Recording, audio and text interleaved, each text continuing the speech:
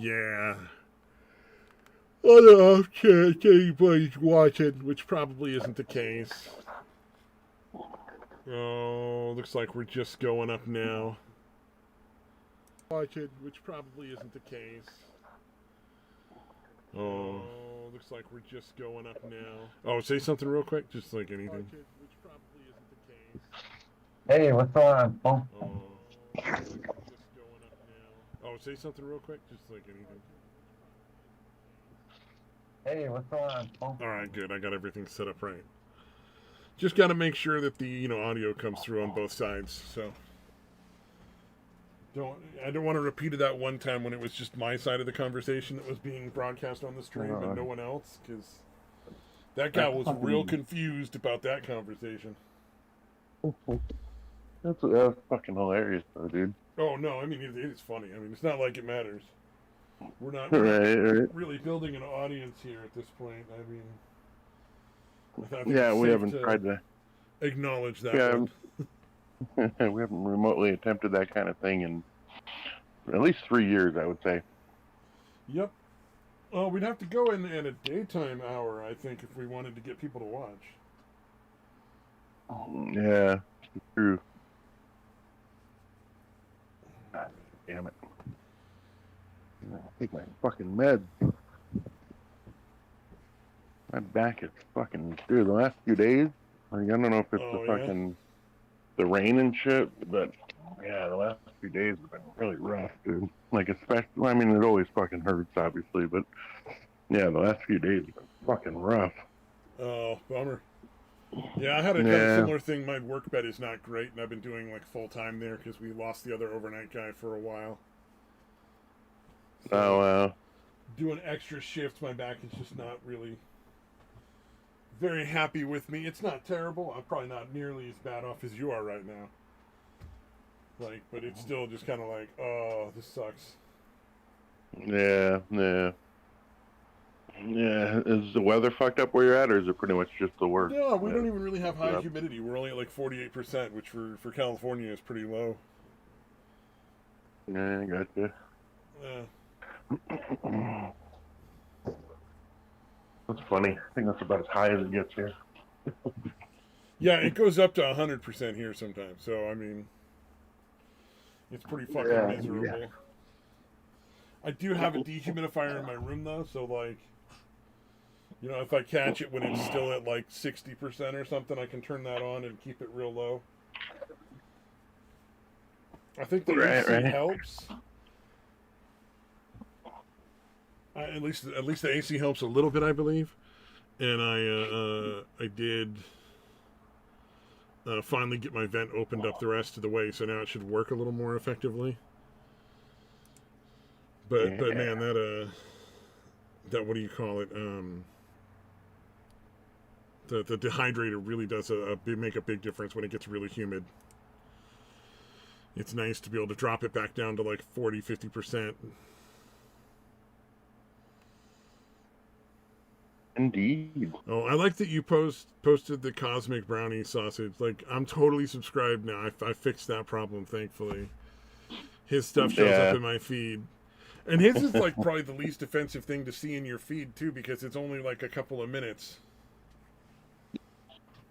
Yeah, it's like 2 to 4 minutes. Yeah, I noticed like there's usually a correlation between the length of the video and how disgusting whatever he's eating is. Yeah. Like if it's actually something that's like actually edible, that's not just a joke to fuck with him. The videos tend to be longer. Yeah, where it's like you don't know how it's going to come out, so you actually kind of want to see a little more of the process. Yeah. But then if it's fucking toothpaste, it's like fucking, cosmic brownies. It's like 2 to 3 minutes or something.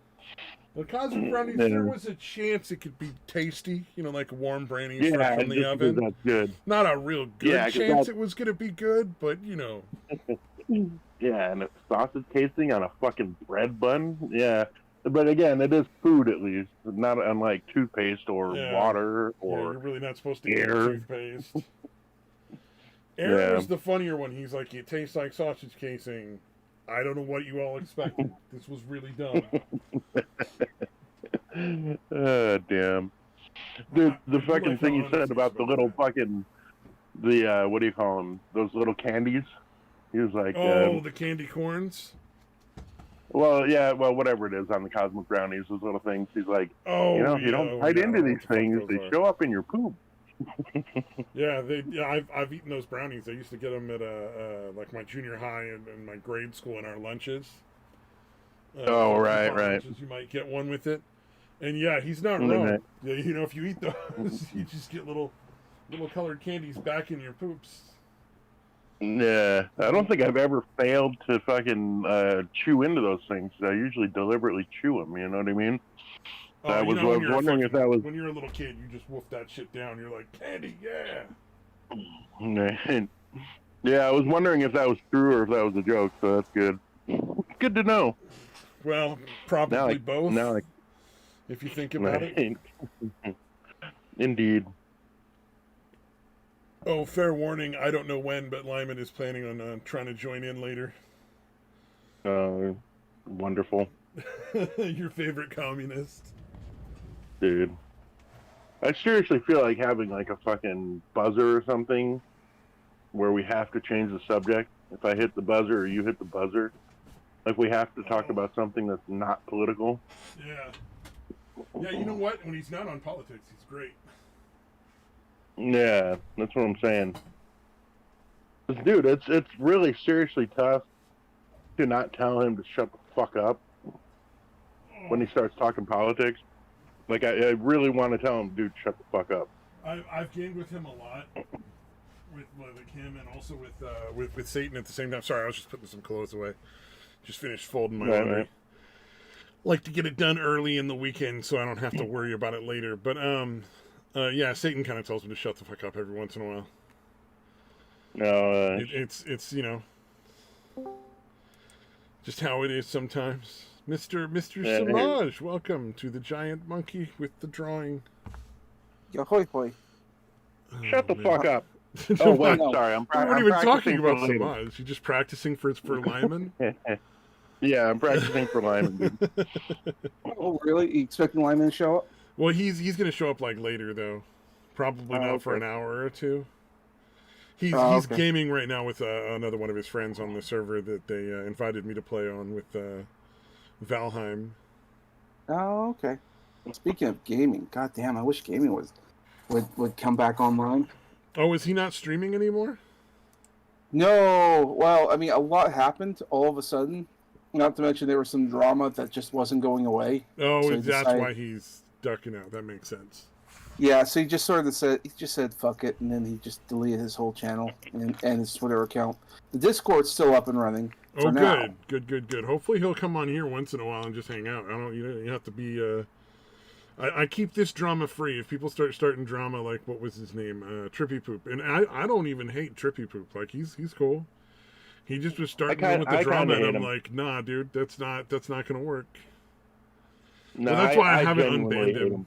That's why I haven't unbanned him. Like nothing personal, but I mean I know he's not really welcome. But personally, on a personal note, I don't have an issue with him. I just, he wanted to start some drama going there, and it was like, nah, dude, we're gonna take a pass on the drama and just enjoy it. Yeah, I guess I don't hate him, but I don't ever want to be anywhere where he is. I've heard enough of a Bigfoot dick. I don't need to hear anymore. Yeah. That was the obsession of the last time he was on here. It just didn't fucking stop. Yeah. And it was just like, you gotta go, dude. It's what he does most of the times that I've seen him. He dominates. Like, no matter how many people are on a fucking show. Oh, yeah. There are people he talks 90% of the time. And maybe that's different now. I don't know. But that's the way it was. And most of the times I saw him. Yeah, you just have to power through when it comes to Trippy. Yeah, you do have to just... Sometimes you just have to talk over him. Yep. There's another guy that was on a lot deal? Do you know? Is he like an only child or something? Like, I don't understand how you can be that self-absorbed. Is he an only child? Do you know, or what the fuck? Yeah. I don't know if I'd say he's self-absorbed. I'd say he just has a motor mouth.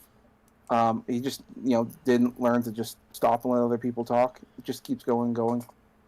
It's probably more of a social anxiety thing than anything else. It's got to be either social anxiety or narcissism. I doubt it's narcissism, but social Yeah. anxiety does seem about right. And especially like if you're someone Also, that has there's a lot of people that are kind of like borderline autistic. They're not really autistic. They're kind of, sort of, and a lot of those people tend to do that.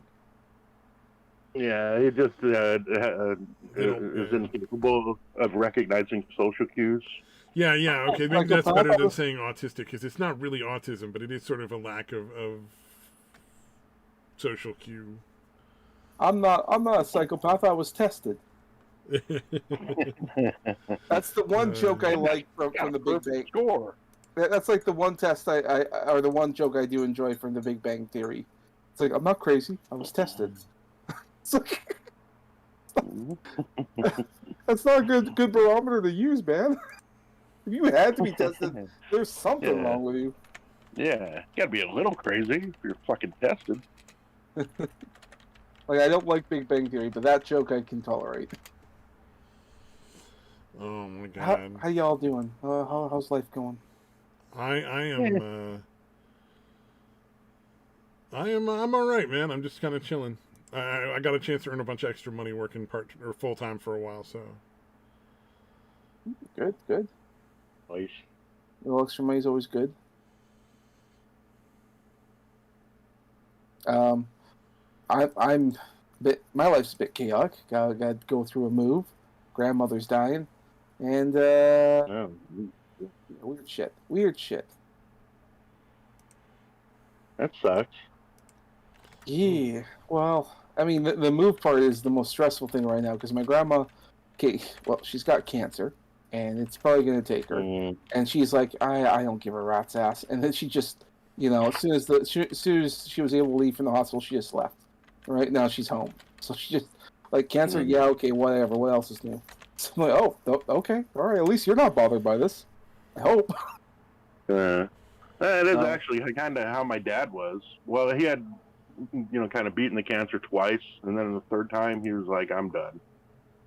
I'm just gonna fucking die.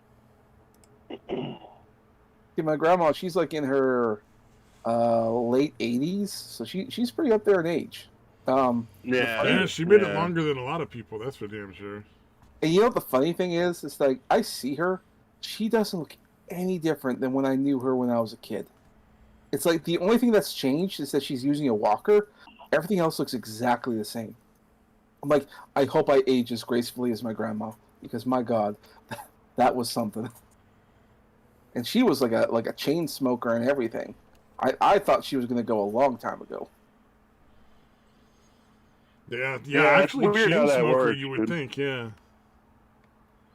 Yeah, weird. Sometimes somebody who does all the right health shit dies young, and then somebody who just like smokes and drinks and shit just fucking lives till they're fucking 90.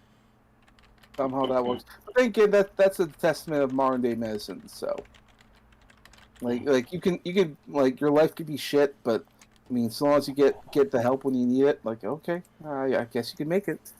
Yeah.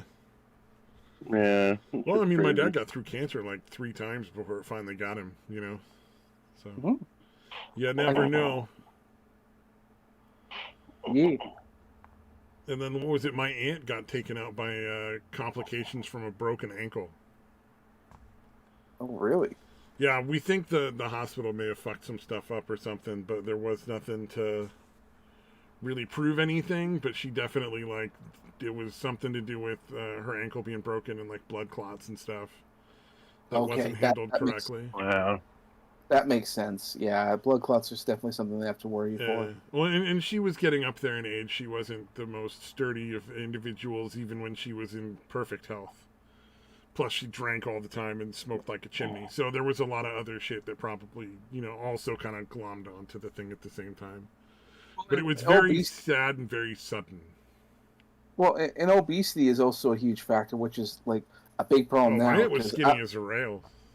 Did you hear about the obesity going on with kids right now?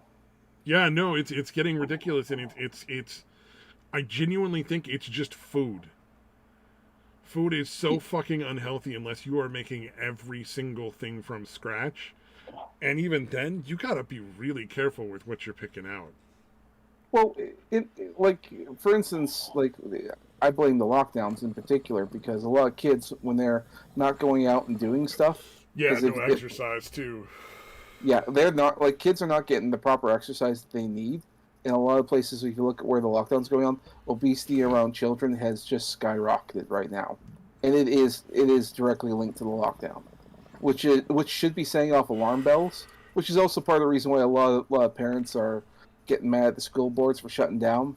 Like you Oh yeah, guys need to long open up. term obesity is going to be a much bigger issue health wise and for a lot of other things than the COVID, especially for children, because children are almost like 100% to going to make it through each time if they get Well, it. Like they're the least endangered group of people. and if you look at like the numbers are staggering, and it's not like these are hidden numbers. They're kind of public, and people can look it up. Yeah. So, and and because it's so public, why are doctors and health experts not raising the alarm bells about this? Because the Dude, future why are generation they is still claiming yeah, masks are effective? Why are they still trying to sell that bullshit vaccine?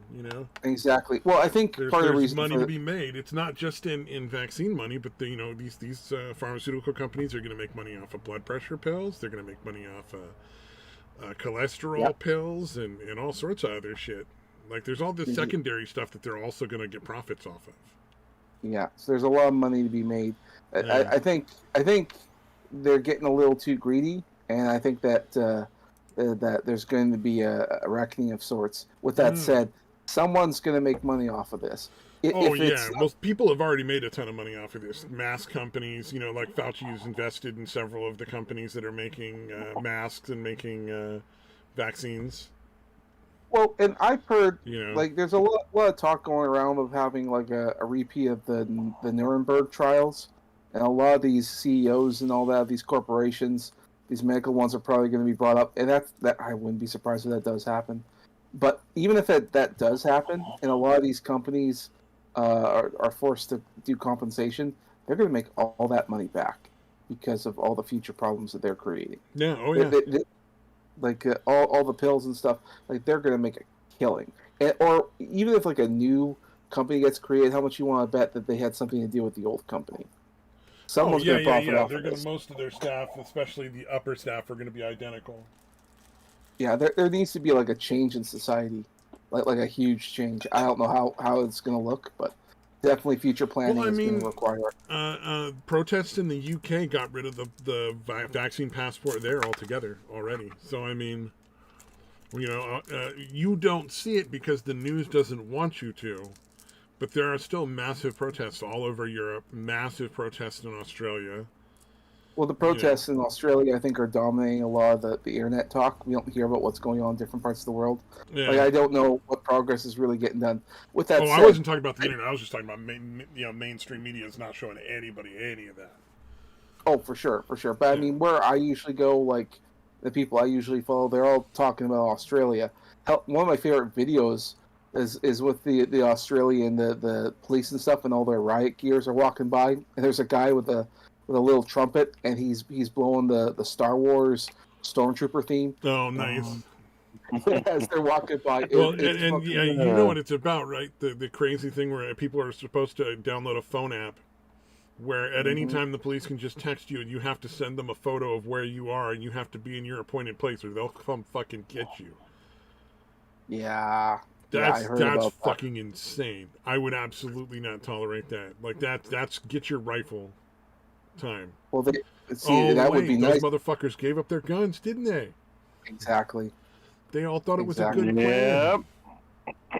I hope it leads to some gun reform. Like let people have their guns. If anything, that should show Australia how important they are, and It they should know shouldn't this be let already. people have their guns. People should just demand. Like, No, look, we when get you guns. This isn't up to you anymore. like they should have guns regardless. Like I've seen those fucking roided out mutant kangaroos. All right, Mhm. if that's not a reason to own a gun, I don't know what is. I mean, Well, if I was that's living why off- you get things like Vermont, where they're super fucking super blue, but they got guns. They all got guns. Because they need them. The wildlife there can be very fucking dangerous. Not just like bears and wolves or anything like that, but like sheep, or not sheep, deer, especially bucks in season. Those can Yeah, fucking kill moose. people. Moose. You don't want to Moose, fuck with dude. those. Yeah, Fuck with like moose. moose look fucking goopy as hell, but they will fuck you up, Yeah. dude. In Look, Australia, I always- they got the fucking kangaroos, and then they got You got the everything. fucking like crocodiles and shit. And then they got the fucking Spiders and fucking- dingoes, the wild dogs. Yep. I mean, they may not kill a person, but they might take your pet if you ain't got nothing to fucking shoot them off with. Dingo ate my baby. Dingo ate my baby. Gotta keep an eye out for that. Oh, if anything, Australia needs guns more than most places. I think that this should change it. I think they should have, allow them to have it. Like I remember seeing videos like in black and white back in the day of parents taking their kids out and teaching them how to use guns, like the old videos like that. Like what fucking when I went happens to us? summer camp, I got to regularly go out with one of the counselors and just pop off rounds on a 22 rifle. I never had anything like that. Never was a gun available for even. I even basically talking moved to about. the old fucking west. Like I was riding horses, swimming, and fucking shooting rifles. That was the majority of what I did at summer camp. Okay, I've only actually seen actual guns twice in my life. One, we went to go visit one of my mom's friends. She had a gun near the door that was for like shooting off coyotes or something if they came by the chicken coop. Yeah. So it was one of those rifles, and so I didn't even know what I was looking at first because I thought it was a walking stick, and then I got a little closer and went, oh wait, that's a gun. Holy shit. Okay, so that was my first experience with a gun. My second experience with a gun was actually at a comic convention, and it's a fucking huge ass building that they had. So like one section of it was like for one set of comics, one's for dealers, and the other one's for guests. Fucking huge. But apparently there was another show going in a different section. I didn't know what it was. I just walked in, and it looked very different. I thought, oh, this must be a trade show, something or other. And I'm not even looking. And then I look behind me as I'm walking past the booth, and there's a fucking huge ass machine gun that's just sort of like that's on or maybe it's a turret or something put on on the table with a little stand so it can rotate around. Damn. I turn around and the barrel of the gun's right in my fucking face. I couldn't believe I was looking at. That's fucking terrifying. It was, and it was like displaying the stuff for sale. I thought, oh wow, I didn't know we could get that here. Damn. I didn't know it was huge. Yeah, that's weird because even in California, I went and my dad knew a guy that had like a shooting range on his property. We just go out there every so often and shoot. Usually 22s, not often anything more than that. Well, from what I could tell, because I'm still new to the whole like gun stuff here in Canada, we have a lot of restrictions, but apparently we also have a lot of like freedoms, mostly because most people aren't going to own those great big turrets. Yeah. With that said, because not many people could afford them or get them, so although if you know what you're doing, a 22 rifle, especially with like LR ammo, is probably a million times more effective than that fucking machine gun. Well, IRL. You're going to do a lot more with that shooting off pests.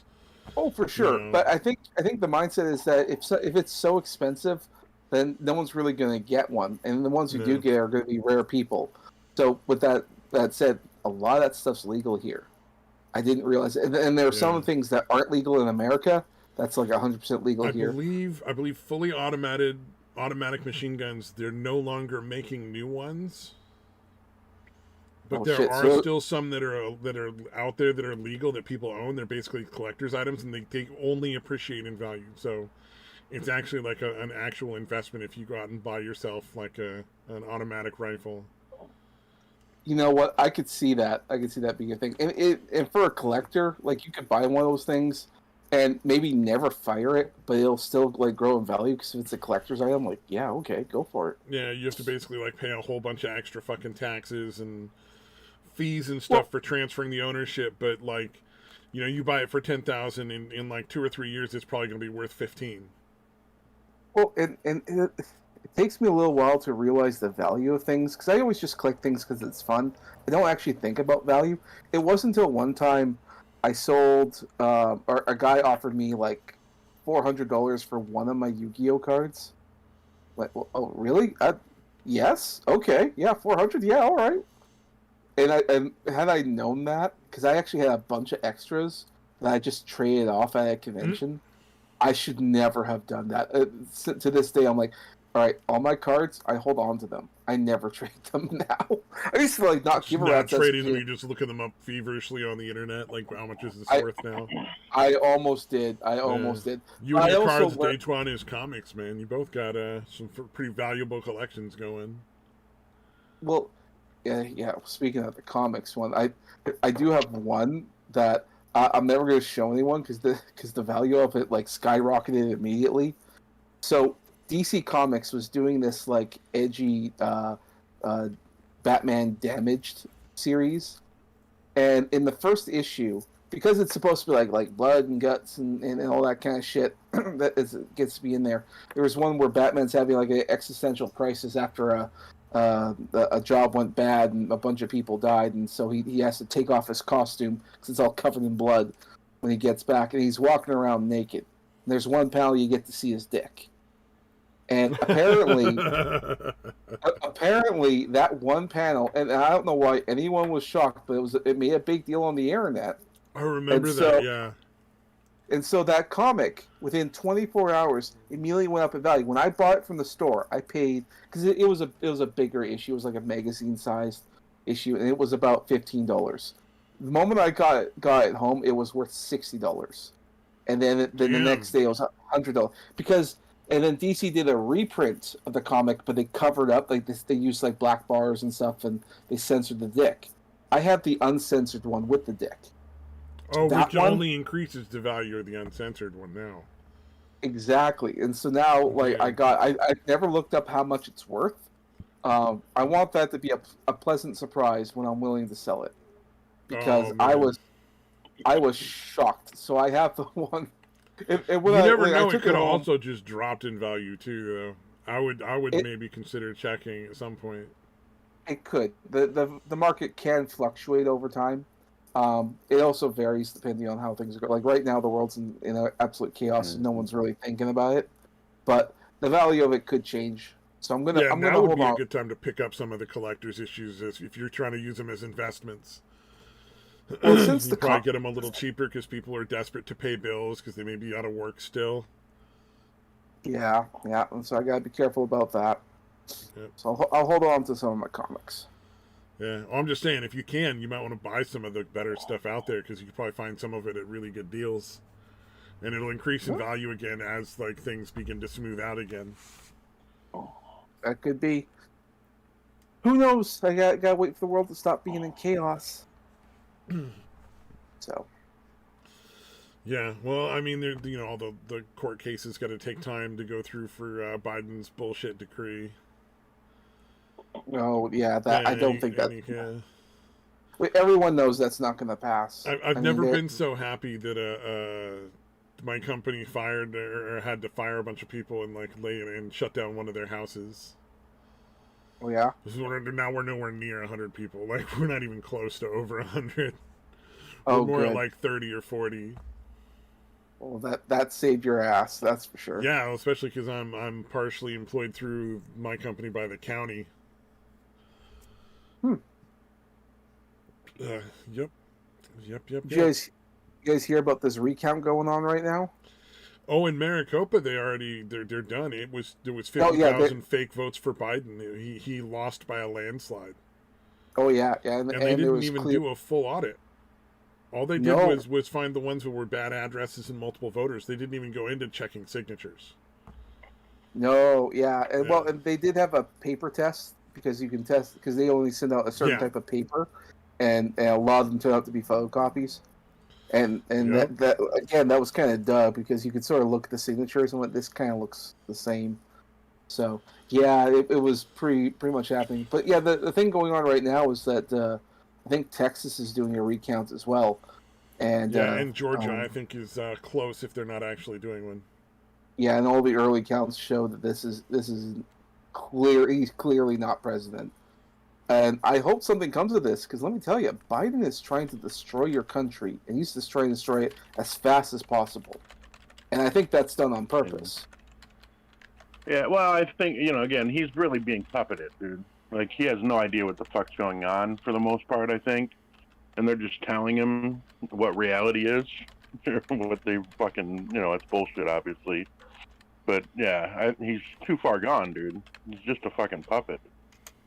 Oh, yeah. Well, I mean, like, and not to mention that they had his son who had all those dealings with China. It's like, how do you not do all this dealing and not have something to show from it? And looking at everything that's going on, I'm like, I'm pretty sure Biden is a puppet for China, or at least some global Beijing organization. Biden, as the other guy calls him. I forget his name. The edgelord out of Arizona with the heavy metal videos is always ranting. He always calls him Beijing Biden. Oh, okay. I believe it. See, Biden, like this. Oh man, it's fascinating. I don't think anything's going to come of it, but I hope that we understand that everything that's going on. Because honestly, like, the Democrats will sue everything and try to delay it as much as possible so he goes through the whole 4 years.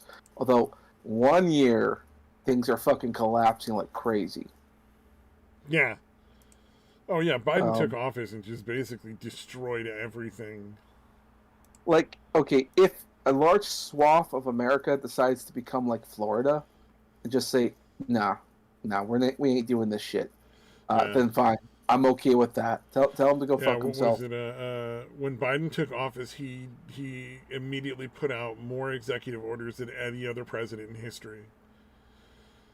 And I think what really, like, this Trump, Biden, Obama, all this other bullshit, those three, I think, are maybe the biggest examples. But this really, really shows that Congress really does need to act in order to rein in the executive order, because it's bypassing Congress in too many ways. Yeah. The president should not be able to basically make law. Well, he kept complaining about the whole, because Donald Trump signed an executive order as soon as he got in charge, and he kept saying, "Oh man, it's so disrespectful" and all that. And look at what Biden did. How many did he sign again? Was it like 8 or 9? Yeah, I think there's it was more than any in history. Yep. But also, I think there's one that is about funding abortion in other countries, and literally every time the presidency goes either Democratic or Republican, it just switches over. Every time it just that's always there. So it's like the least useful fucking thing that happens is like. I don't know, man. It's such a waste of time, and then people keep buying into the party thing, which is really what causes so many problems, because they think they can pick the lesser of two evils. Yeah. I'm of the opinion. Pretty much everyone's fucking corrupt, dude. Yeah. If we just stopped voting for any of those people and just hell, just get an internet group together and be like, everybody in this county who's voting. We're all going to vote for this guy. He got drawn out of a hat. He has to be a better choice than who's in charge right now. You know what I mean? Like, we do that shit. Just start eliminating the parties altogether. They'll completely fall apart. Yeah. But, this is all sort of like the parties that are in charge are basically the ones writing all the laws around it. So they basically kept it from being able to be changed. So I don't know. Earlier when you were mentioning about the whole switching back and forth from abortions, I've always been of the mindset I don't care. I mean, do what you want with your body, and it's none of my business. Or if you want to have back and forth. Now that a bunch of things have happened, I'm now of the opinion that I don't want abortions to be legal. It's weird to say that, but part of the reason why I feel that way is because who the fuck, I can't remember which governor it was who did this thing about abortion after the kid's been birthed. Who the fuck was that guy? He sounded like an he was the governor of Virginia, I think. Yeah. Thank you. That guy. Northam. Yeah. That guy dude that was guy creepy is as fuck. creepy as fuck. How do you Why sit there would and calmly explain a murder of like a and fucking only infant? well, and not only that, they didn't confirm that the actual like murder of the kid was actually happening. They just took it away. It's like you're literally taking away babies from their mothers as soon as they get born. Yeah. And And then we cutting them apart. It's like, what the fuck? that, well, and we are well, okay, well, like, we're assuming they're getting cut apart. Like they're just taking them away, and they're not. And the other thing is about like when they take out the aborted fetuses, and in these places they're selling the parts to different organizations. Yeah. Oh yeah. Yeah. Those parts are worth a lot of fucking money. Yeah, so mothers are not really mothers so much as they're just people that give you parts that you can sell off, and the mothers don't profit from that either, and so they go through all the suffering. It's essentially they're turning like women into cows, and they just take the bait. Like when I hear about that kind of stuff, like that needs to change, and until that changes, I think we should outlaw abortions. Yeah, because I don't think that. Texas's law, which is probably the closest thing to a middle ground that anyone can find. I don't agree with any middle ground. Honestly, I don't think abortion should be legal unless the mother's life is in danger. That as soon as there's a heartbeat, I think that's at least something that's concrete, and it's really easy to argue that no, the mother doesn't have two hearts. That's another person's heart. You can't just stop it. I think there's maybe some nuance to debate, but the thing that bothers me is that we're not even talking the nuance kind of thing, because now we have this third thing about like the parts being sold off. That part, that's the whole reason I'm like we're not doing this abortion thing until that gets sorted out, because that is totally creepy. And on top of all that, like a lot of times, like the mother is like, oh yeah, I'm looking forward to raising the kid. And then while she's all drugged up and all that, she's like, oh yes, I don't want the child. Or she would coax into saying something or other, or sign something. Like, they're vulnerable at that point. And they don't even tell, and like, if it's like a single mom or whatever, like, they take it away from them. Like, mothers at that point are super vulnerable. And I don't know what the fuck's going on and who even would do this. Yeah. So, I mean... I have... No. I don't think I've met anybody who genuinely doesn't regret having had an abortion. I'm sure there's people out there, but crazy women who have been brainwashed. There's ones that fucking seem fucking proud of it, dude. Well, I've seen that in social media and stuff, but I mean, in person, when you're actually talking to somebody, I've yet to meet an actual person, just IRL in real life, who hasn't been like, man, I really do regret that. Yeah. Yeah, I think that actual women like that who do say like, "Oh, I'm proud of my abortion." I think those either one, I think they don't exist, or two, I think they're brainwashed. I don't think there's any reason to be proud of that whatsoever. If anything, it's psychopathic. Well, it's psychopathic, but it also shows that the level of stupidity that's within you. Like, one, you're not smart enough to use a condom. You're not smart enough to do anything else. You have to go through this extreme process. Like it shows how fucking retarded you are, and then you're proud of it. It's like that's just proof of your retardation. So it's not something I enjoy. It could also be a sign of our education system, which is part of the reason why women are acting this way. I mean, it's also just culture. Like they've been programmed essentially through propagandas throughout like their school. And society that wants them to be like to feel that way, teaches them no, it's no big deal. Yep. So so all together, plus all the crazy fear shit that's going on right now. Yeah, just all. It's all bizarre. It's all stuff like there was a study they did where they found out like the average Democrat believes the death rate for COVID-19 is like 10 times what it is, or like 20 times what it is, like some insane number. So they don't think it's like 1 out of 100 or less than 1 out of 100. It's like, I mean, I don't know, maybe. Which reminds me, my Chinese friend, whose parents have like this satellite dish that lets them watch Chinese programming. He legitimately believes that there's only 5,000 deaths in China from COVID. Oh my god, are you fucking serious? And whenever I tell him, dude, there was that doctor that went missing, and his quote was 20,000 at the start of the pandemic. And he's like, oh, you mean the guy who died? He was probably delirious. No. And then there were other doctors who disappeared. It's like, no, they're just really busy. Oh no. Anyway, so I hear that, I'm like, oh no, what did they do to you?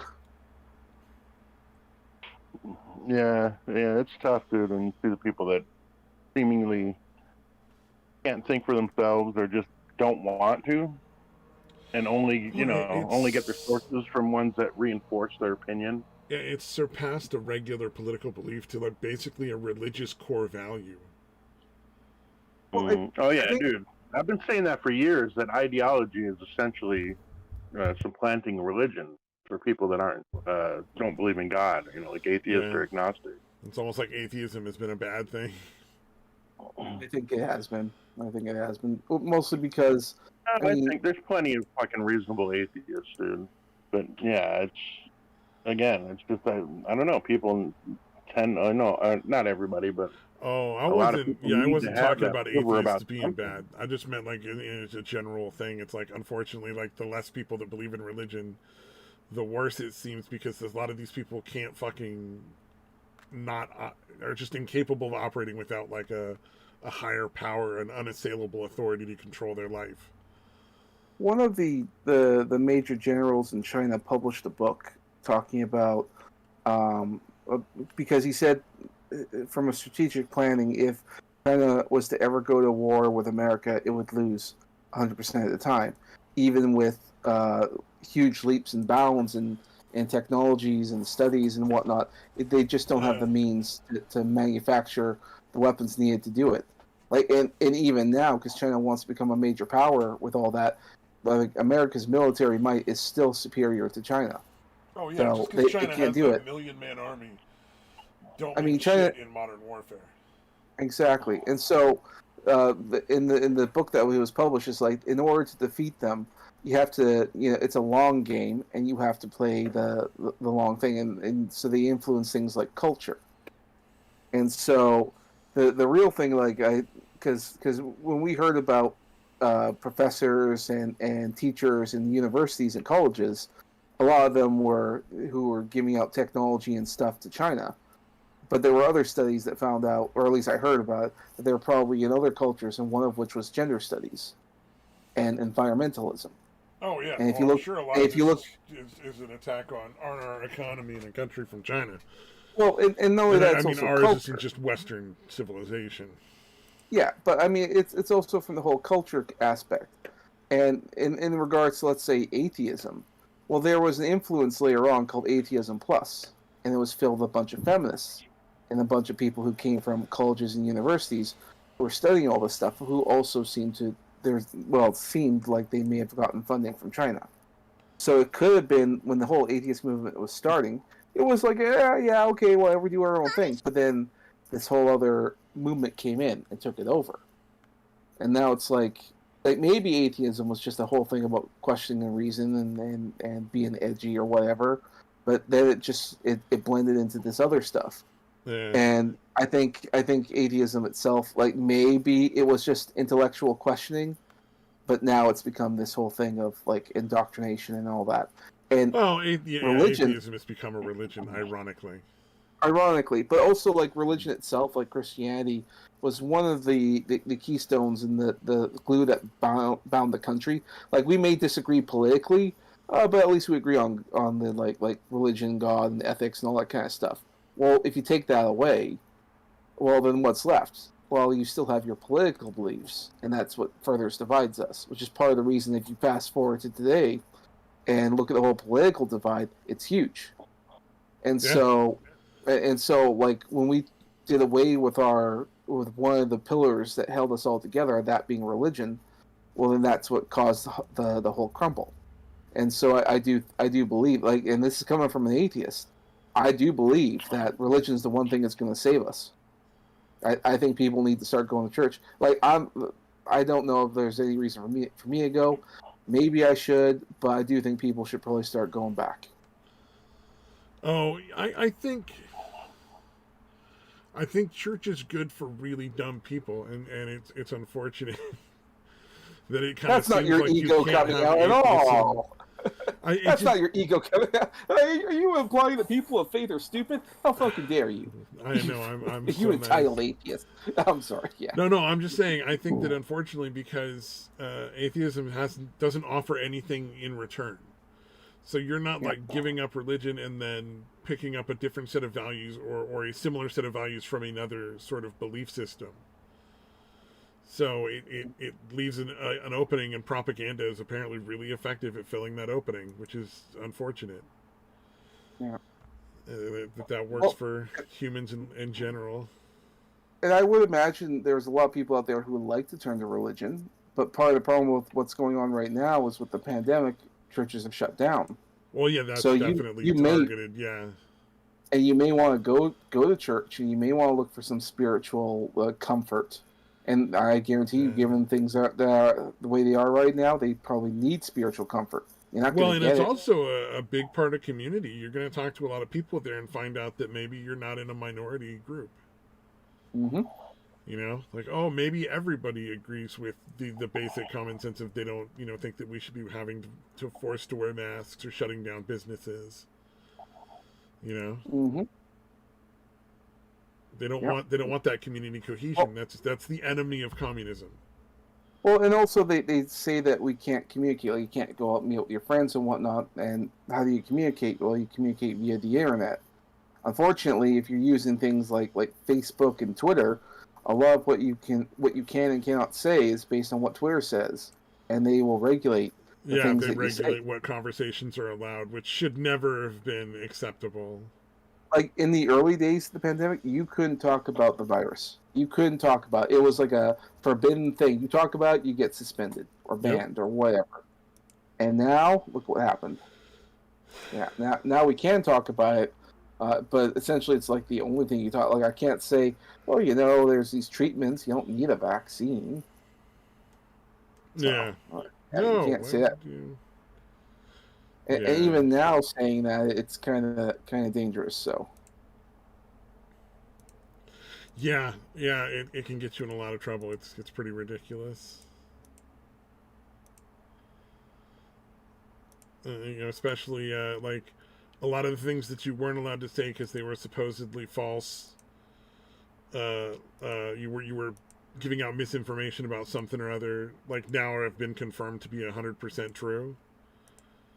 And it's like, well, but Twitter got to just decide arbitrarily who was allowed to hear about it, and it was the truth the whole time. Like, I don't think enough people are getting into that and being like, this is really dangerous, regardless of what side of the fence I happen to be on. This should be a nonpartisan issue. Steph, did you see what Lysa said in gaming's chat there? She's being forced to vax. Yeah, the Australians are being forced to vaccinate now. At right time. Yeah. Australia's not doing good. Yeah. It's no bueno. I'm not. Yeah, I look to Australia and I think, man, this is disastrous. Yeah, well, hopefully they refuse. I mean, that's the only real option at that point. You have to refuse. You can't allow them to have that level of control, because once you do, like, what other weird shit are they going to just decide you have to do medically? Like, why should they get to continually make that sort of decision for people? Out of curiosity, are you able to drop a link to your Discord in gaming's thing to let people in if they want to chat? Yeah, I can do that. I don't know if Discord is like you have to invite them. Can. Yeah, well, in case they want to come in and talk. So I'm sure Lysis, if she's up around, she might want to have something to say. Get it off her chest. I'll post the link right in my chat right there, and then you drop it in whatever method you would like, because that should be good for, I think, a day or two or something. Dude, I was watching one of the guys I watched. He was I guess he had gotten into a thing in like Twitter with this dude, and he invited him on his show to talk about the vaccine shit. And basically, this dude was basically saying that because Canada is a single payer system, that it's the universal health care or whatever, that the mandate is okay to do. He's like, yeah, in the U.S. it's different because there's different companies and stuff, but in Canada, because it's a single payer system, they can absolutely mandate that everybody gets vaccinated. And I was like, that's a fucking stupid argument, dude. Yeah, that makes no sense whatsoever. Like, the two are unrelated things. Yeah. Like, whether it's acceptable to force a group of people to vaccinate, undergo medical treatment, because it's not even about vaccinating at that point. It's like, should the state be able to just say you have to have this medical treatment? I don't think so. I don't know if I did. Yeah, but that dude was definitely one of the brainwashed ones, dude, because all the shit he was saying, I was like, dude, that's not right. Like, your numbers are way fucking off. Yeah. Well, that's not uncommon. It's usually the communists that are just awash in propaganda with no idea. Yeah, but never bothered to check any other information. Like, oh, I got my one source. That's enough. Yep. I don't know if I did the link to your thing correctly. I don't know how this works. I told you just drop it in gaming's thing so people know. I don't know if I did it right. That should be. Yeah. Okay. It's fine. You say so. I have no idea, dude. I just don't know what gaming's thing is with Discord invites and his thing. He doesn't care. He's already talking about deleting the Discord in a bit, so you might as well just send anything you want in there. Well then, you should point out why it's there, though. Okay. Hey, do you have like a Cliff's Notes version of what the fucking drama is that's fucking gaming up? Because he doesn't seem like a drama type, dude. Oh, he's not, but he also wants to avoid it. That's what I was figuring. It was probably nothing to do with him. He just doesn't want to deal with it. For all I know, there's been some ongoing drama going on with Hitsu and Harley or something. I know Hitsu. I don't know Harley. But Harley is apparently defaming Hitsu all the time. It's like a real issue. And for apparently they keep linking gaming, and then they keep having like spouts back and forth in gaming's Discord, and he keeps telling them to stop, and they keep coming in there and doing it. Take this shit somewhere else, please. Yeah, he keeps telling them to go. He keeps kicking them out, and somehow they keep coming back in. And he keeps getting brought in and talked about, and he doesn't want anything to do with this. Now, in amongst all that, now there's a lot I can't say from gaming thing, but like a tragedy happened to one of his friends, or not to his friend, but a friend of a friend. So there's some other real world stuff going on that's really affecting him, and he just couldn't cope with all of it all at once. In addition to the fact that he's also sick, and apparently he's not getting any better. So he's all like he has a cold that just doesn't seem to want to go away. Maybe he's got the COVID. Maybe, and so he just can't do it. Now he hasn't been responding for a while, so I don't know. He still has his Twitch account, but who knows? So he's been talking about how like if he comes back, he wants to rebrand and all that. Yeah, fair enough. I mean, if you're trying to get away from the drama and stuff, you don't want to keep dealing with it constantly. It might actually be easier just to fucking change your name and walk away from that. Why the fuck would you keep coming in if you keep getting asked to shut the fuck up and get out, dude? That's so weird. Because they're women. Yeah. Oh, they're both women. I like your answer. It's so accurate. No hesitation either. Okay, well that changed. Now I get it. Jesus, that's all you had to say. Yeah. See, I don't know either of those two people that you're talking about. Yeah, Hitsurugi and they're from way back in the day with what's his name? Failure Accomplished and Tonka-san, all that. They were all around in that time period too with all those people. Oh wait, is she the bitch that calls herself Harley Quinn, but it's spelled like Harlequin, like the fucking romance novel? Yeah. Okay, yeah, she was a fucking retarded. I would say I've met both of them periodically, and I would probably rely on Hitsugi to be honest more than I would expect from Yeah. Harlequin. But I also don't really Yeah, want to get involved. Yeah, no, I can understand that from what you're fucking describing. Yeah. Jesus Christ, dude. Yeah, no, I always had like a weird vibe from that fucking Harley Quinn bitch, dude. Didn't they do like book reviews or some shit like that? Didn't she used to do like book reviews or something? I don't know. Oh no, I it was like mean, movie reviews. I might be thinking of someone else.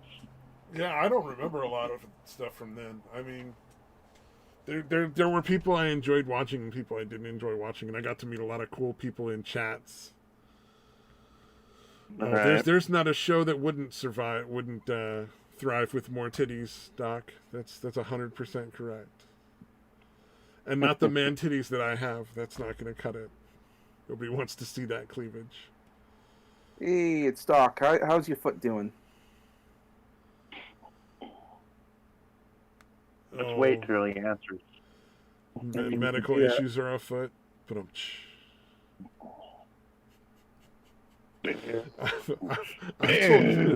I've told puns so bad in like VR chat occasionally that some people would just turn around and be like, "Fuck you." Are you sure they're not saying? You sure not going over I'm out.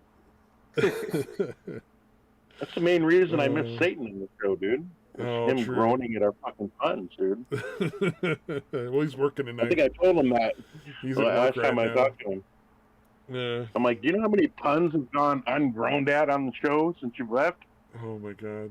Fair bit. I was playing freeze tag in VR chat, and it literally when you tag somebody, their character gets encased in a block of ice. And I got like 3 or 4 people at the same time, and I was like, "Oh, you guys need to chill out." So fucking terrible. Like they should be able to like slap me physically through the computer for that, you know? I feel that wouldn't be unfair. They should be able to. They should be able to have you burst into flames, dude. Whatever the opposite unfair is. expectation. Oh, Doc got his Mech Man shirt. Oh, cool. I have no idea what that is. Also, I went down a bizarre rabbit hole earlier today when one of the videos that was recommended to me on YouTube was about Warhammer stuff. And I just sort of clicked it just out of curiosity. It was like kind of like the origin of the Borg, this like necro race of mechanical people. And I was surprisingly interested. I don't know why, because when I was a kid, I saw Star Trek.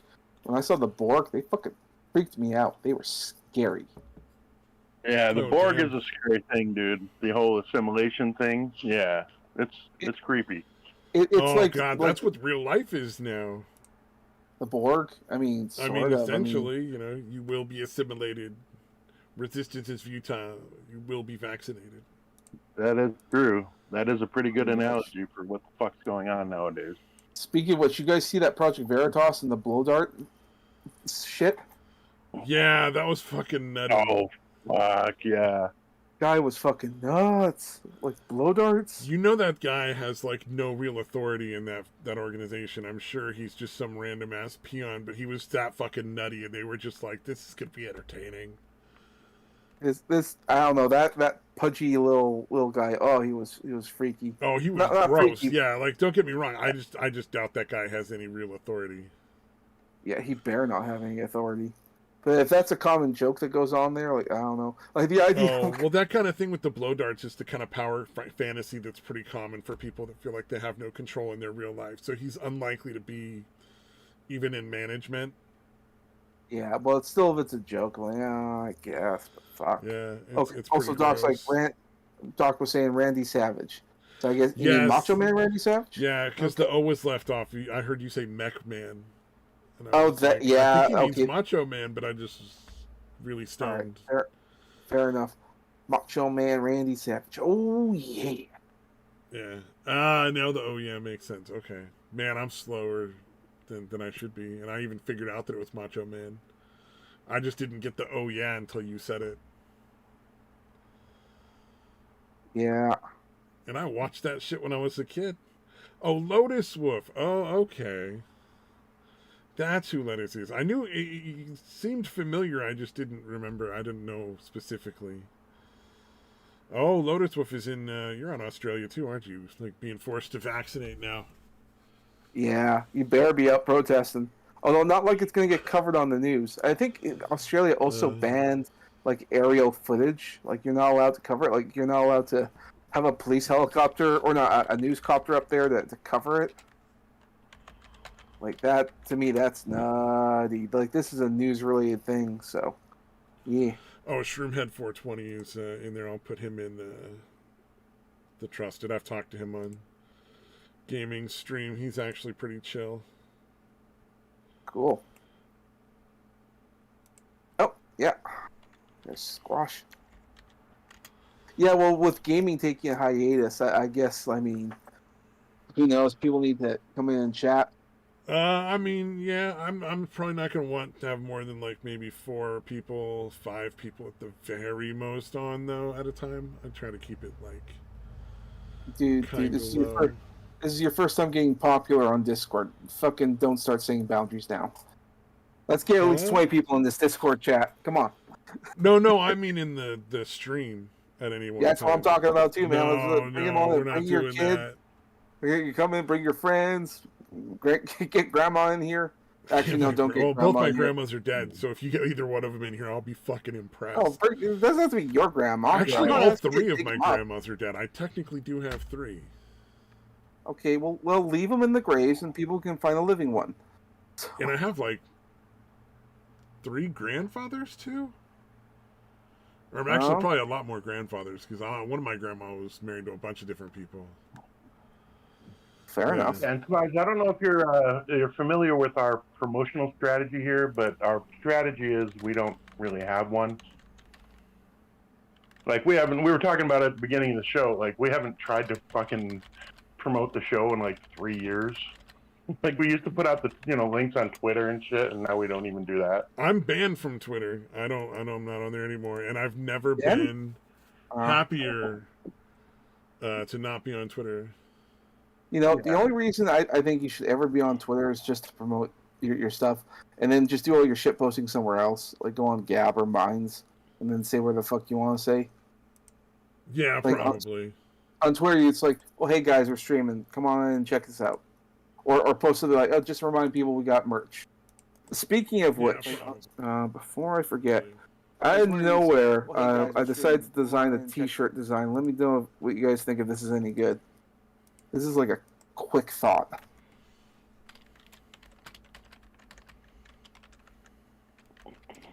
Let's see.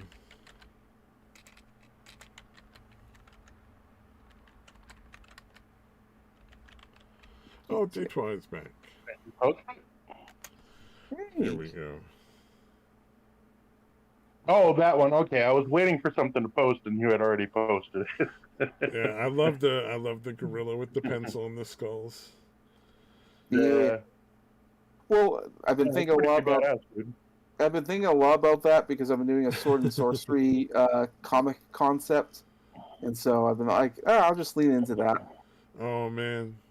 Yeah, there was a movie idea in my head that had a sort of similar theme. More barbarian, where the eraser is. Swords and sorcery.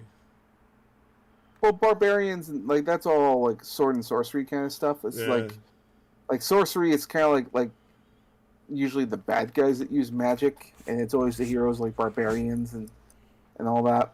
So like I've been trying to plot out. But then there's Conan with Mako, where the little Asian guy was the sorcerer in Conan movies. Yeah. But he was like the fucking little sorcerer that could, like he wasn't very good at what he did. So it was always kind of like a fun joke with it.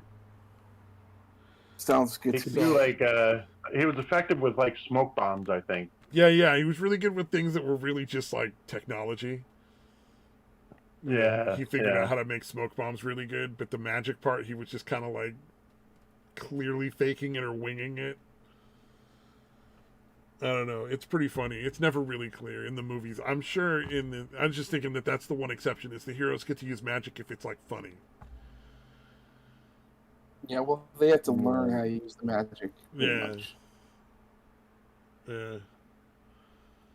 Oh man, I don't Which know if you guys it's ever read fine. the Sword of Truth series, but fuck, that just made me think of that one because there's a long, painful arc of him learning how to use magic. Yeah, I'm not familiar. I'm working on like I said, I'm working on a whole sword and sorcery kind of comic idea. I'm trying to figure out how to make it work, but doing world building, I want to do multiple comics. Yeah. Oh, you want something that'll give you like a long time to go. Take Conan as your base, like, but don't do like just a straight ripoff.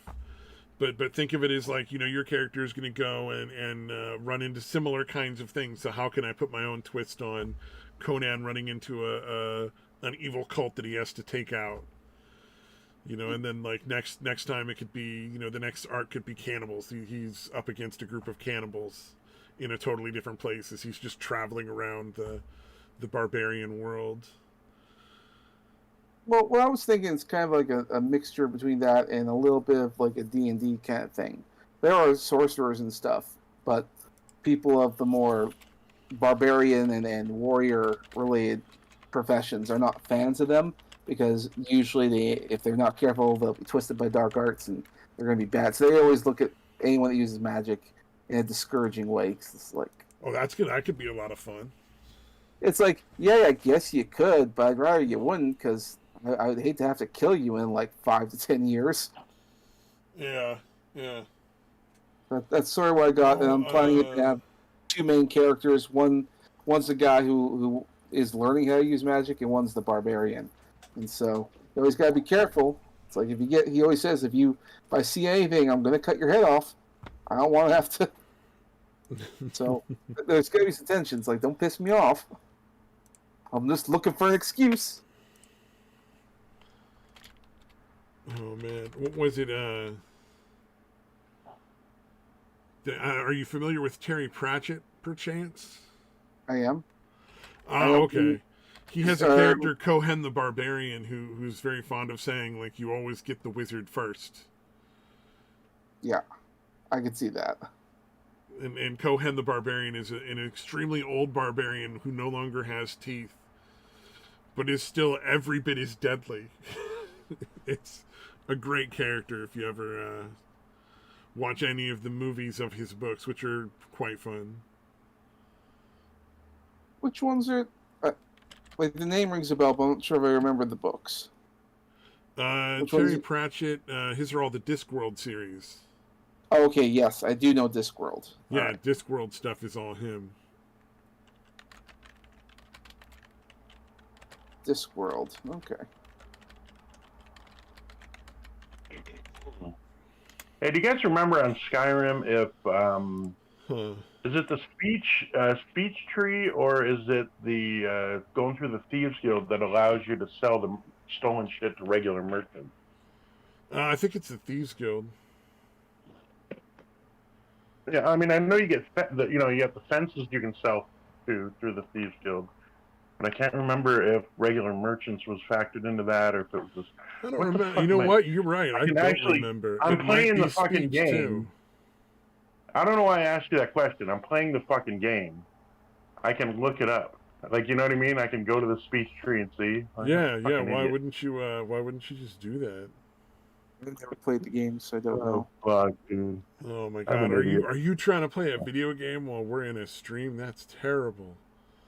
That's never been done before. I've never done that myself either. Although mine was usually because of anxiety. Yeah, I just gotta keep my brain busy enough when I'm anxious. Yeah, any merchant I've invested in, yeah, it's part of the speech tree.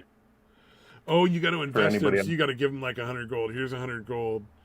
Now I'm just gonna take all your gold every couple of days because I just collect everything I fucking see under the sun. Like there's but what's cool about that? All the tombs are empty. Is whatever amount you invest in, the 500 or the 1,000 or whatever, they have that much more every time you go back to them. Like if they only have 500 to begin with and you give them 1,000, then every time later that you go to them, they'll always have 1,500 that they can buy shit from you with. Oh, nice. Yeah, that's always nice. And then I played a lot of Skyrim without mods, but I think one of the mods I did enjoy, or no, maybe it wasn't a mod; it was an update at one point. The one of the merchants, I forget which place it was, got like a ridiculously large sum of money. So when you upgrade all the merchants, like his goes to like 20,000 or something crazy like that. It's still not a lot, but it makes selling things a lot easier with enchanting items. It wasn't Whiterun. It was the place you go on the way to Whiterun in the first part. Like, that merchant gets a ridiculous high amount of money compared to everyone else. Nice. Damn. Oh man, I'm playing the Valheim now though, the fucking Viking themed survival game. It's so pretty. The graphics on these new games is just so fucking amazing sometimes. It feels very real for some reason, even though it's all cartoony at the same time. Yeah. It's getting really close to the Uncanny Valley shit, dude. Oh, but not in an Uncanny Valley way when I say that. I mean, it's just I guess so if it's easy to get immersed. it's not going, it's not going for realism if it's got the cartoony visuals. Yeah, well, like the rain makes you feel kind of like you're getting a little bit of the chills from rain, in real life.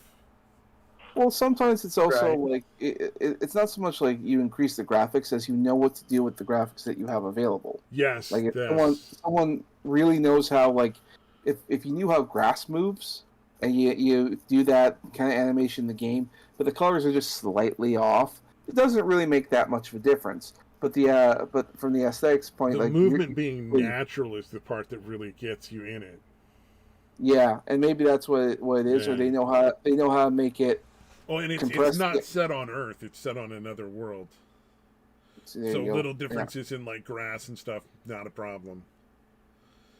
It's kind of cool because it's Viking mythology. Whenever you look up at the sky, there's various different lighting and effects applied to what looks like the world tree going through the galaxy. Like you see all the stars, and then there's just a big branch of the world tree going across the sky. Nice. But it's also somehow like a galaxy at the same time. It's really hard to explain. It's pretty fucking epic looking though. Is it the way Thor described it in the first Thor movie? I don't know. I don't remember how Thor described it in the first Thor movie. Actually, that was kind of obscure. My apologies. But he does this drawing of like how the tree is attached. How it represents, or everything's connected through this tree thing, like to all the worlds and shit. Yeah. It was a pretty minor scene, so I don't know why I expected everybody to remember. It looks like the perspective you're looking at is like you're looking at just one branch. Like it's so massive that you wouldn't be able to comprehend the whole thing. Well, I think part of the problem. Yeah, giving the one branch. Yeah. Part of the problem with the whole Thor expression one is because that's from the Marvel movies, and they were saying, well, I mean, it's just what you call magic is science, and it's just our science, and like, oh, you're kind of taking away the joy of the whole thing because they want to appease China. Oh, that's right. Yeah, China doesn't like magic and stuff, do they? No, except they did except that and ghosts. They hate ghosts and anything involving the afterlife, but they did make one exception, which is interesting, and that was for the Disney movie Coco, where they go to the realm of the dead, the afterlife stuff. And the reason why they made that exception is because when they saw it, the censors saw the movie, they loved it. They fucking loved that movie, and so they decided. So they made an exception. They were just like, "Look, it's good. It's too good. We can't not show it." So that's what made made them change their mind on that. So keep that in mind. Doesn't China have like religions and shit though? Yes, there are, provided that you give a substantial donation to the Communist Party of China. You're allowed to have some of it. It's also not allowed to be mainstream. But in recent years, they decided to crack down on religion, so they've been tearing down churches and kicking them out. Oh, that's So, not good. yeah, so that's a big thing. There's a lot of Christians who are not allowed to worship. Oh, And if you I do, wasn't thinking about Christianity. I figured they had like Buddhism, Taoism. nope, all gone. All gone. The state is superior to all of this. You're not allowed Not to even have like Confucianism.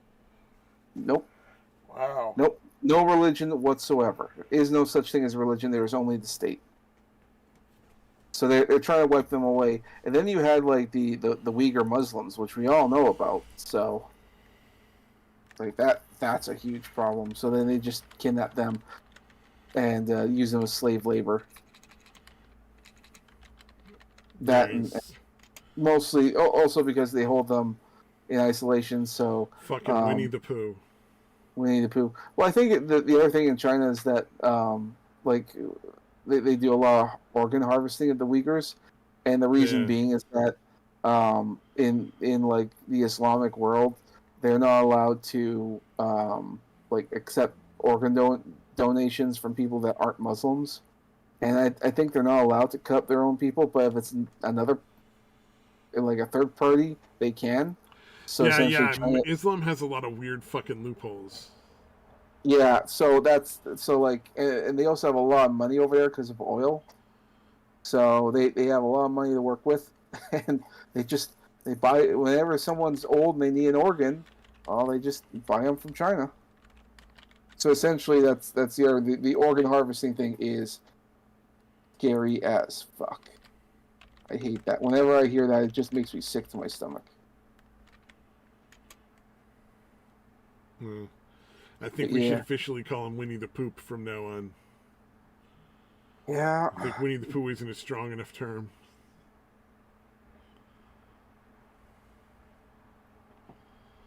Man, I still love that Winnie the Pooh is banned in China because the fucking dictator that runs China looks like Winnie the fucking Pooh. Dude, it is so fucking childish of him, dude. Like, you're making it worse by I don't understand how he doesn't get that. Yeah, you could increase your appeal to your people by fucking embracing the shit out of that. And just putting on a show like you're a silly, willy, nilly old bear. Bumbling around, enjoying your honey. Getting your butt stuck in a door, like you would totally endear yourself to the fucking people that way. Your propaganda would be so much more effective. Well, I mean, they don't want to have that kind of thing. They always want to be seen as always serious and always in control and never having a silly side. That actually will make people want to obey you less. Yeah, well, they have the power of the state to do whatever he wants. So yeah, but like I'm telling you, it's more effective if you don't appear that way. I understand that they want to. I'm just saying, like, it's a lot more effective if you want to run someplace to be personable, even if you're doing horrible things that nobody agrees with. If you're a healing, socially like charming person, that'll make a big difference. That's why Joe's fucking up, because he's not charming or personable anymore. He's falling apart and disturbing, and reminds us all about our fucking mortality, because he's clearly losing his fucking brain to, like, just dementia. Yeah, dementia's fucking doing him in. Yeah, he's pretty much on pace to be like the least popular president in fucking history. Yeah, but if he had like half of fucking Bill Clinton's charisma, he'd be in a much better situation right now, and he probably wouldn't be anywhere near as unpopular. Yeah, he just has no charisma. He's as appealing as a dead fish. Like, Trump made a lot of really terrible decisions, but people just enjoyed that he stood up to the bullies. They were like, oh, he's not going to just cower because this dumb cunt said racist. He's just going to say, yeah, fuck you. Like, so fucking what? He's trying hard. Biden did go to, like, the one state that he could possibly get elected in. Fucking, like, I don't know, dude. There's something weird to me about Delaware. It just seems like it's mentioned less than every other fucking state. Somehow. Delaware, the state that matters least, apparently. Dude, seriously, it's like the fucking equivalent of, like, being in the fucking witness protection program or something. Could be. Oh man. Plus, yeah, it's got the, Delaware once saw well, you know California how kill somebody. well, you know how like a lot of companies actually incorporate in Delaware. You guys aware of that? No. No.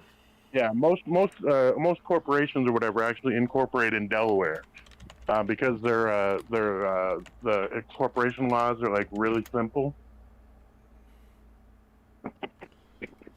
Okay, I'll shut up about Delaware, dude. I just realized I don't even talk about it.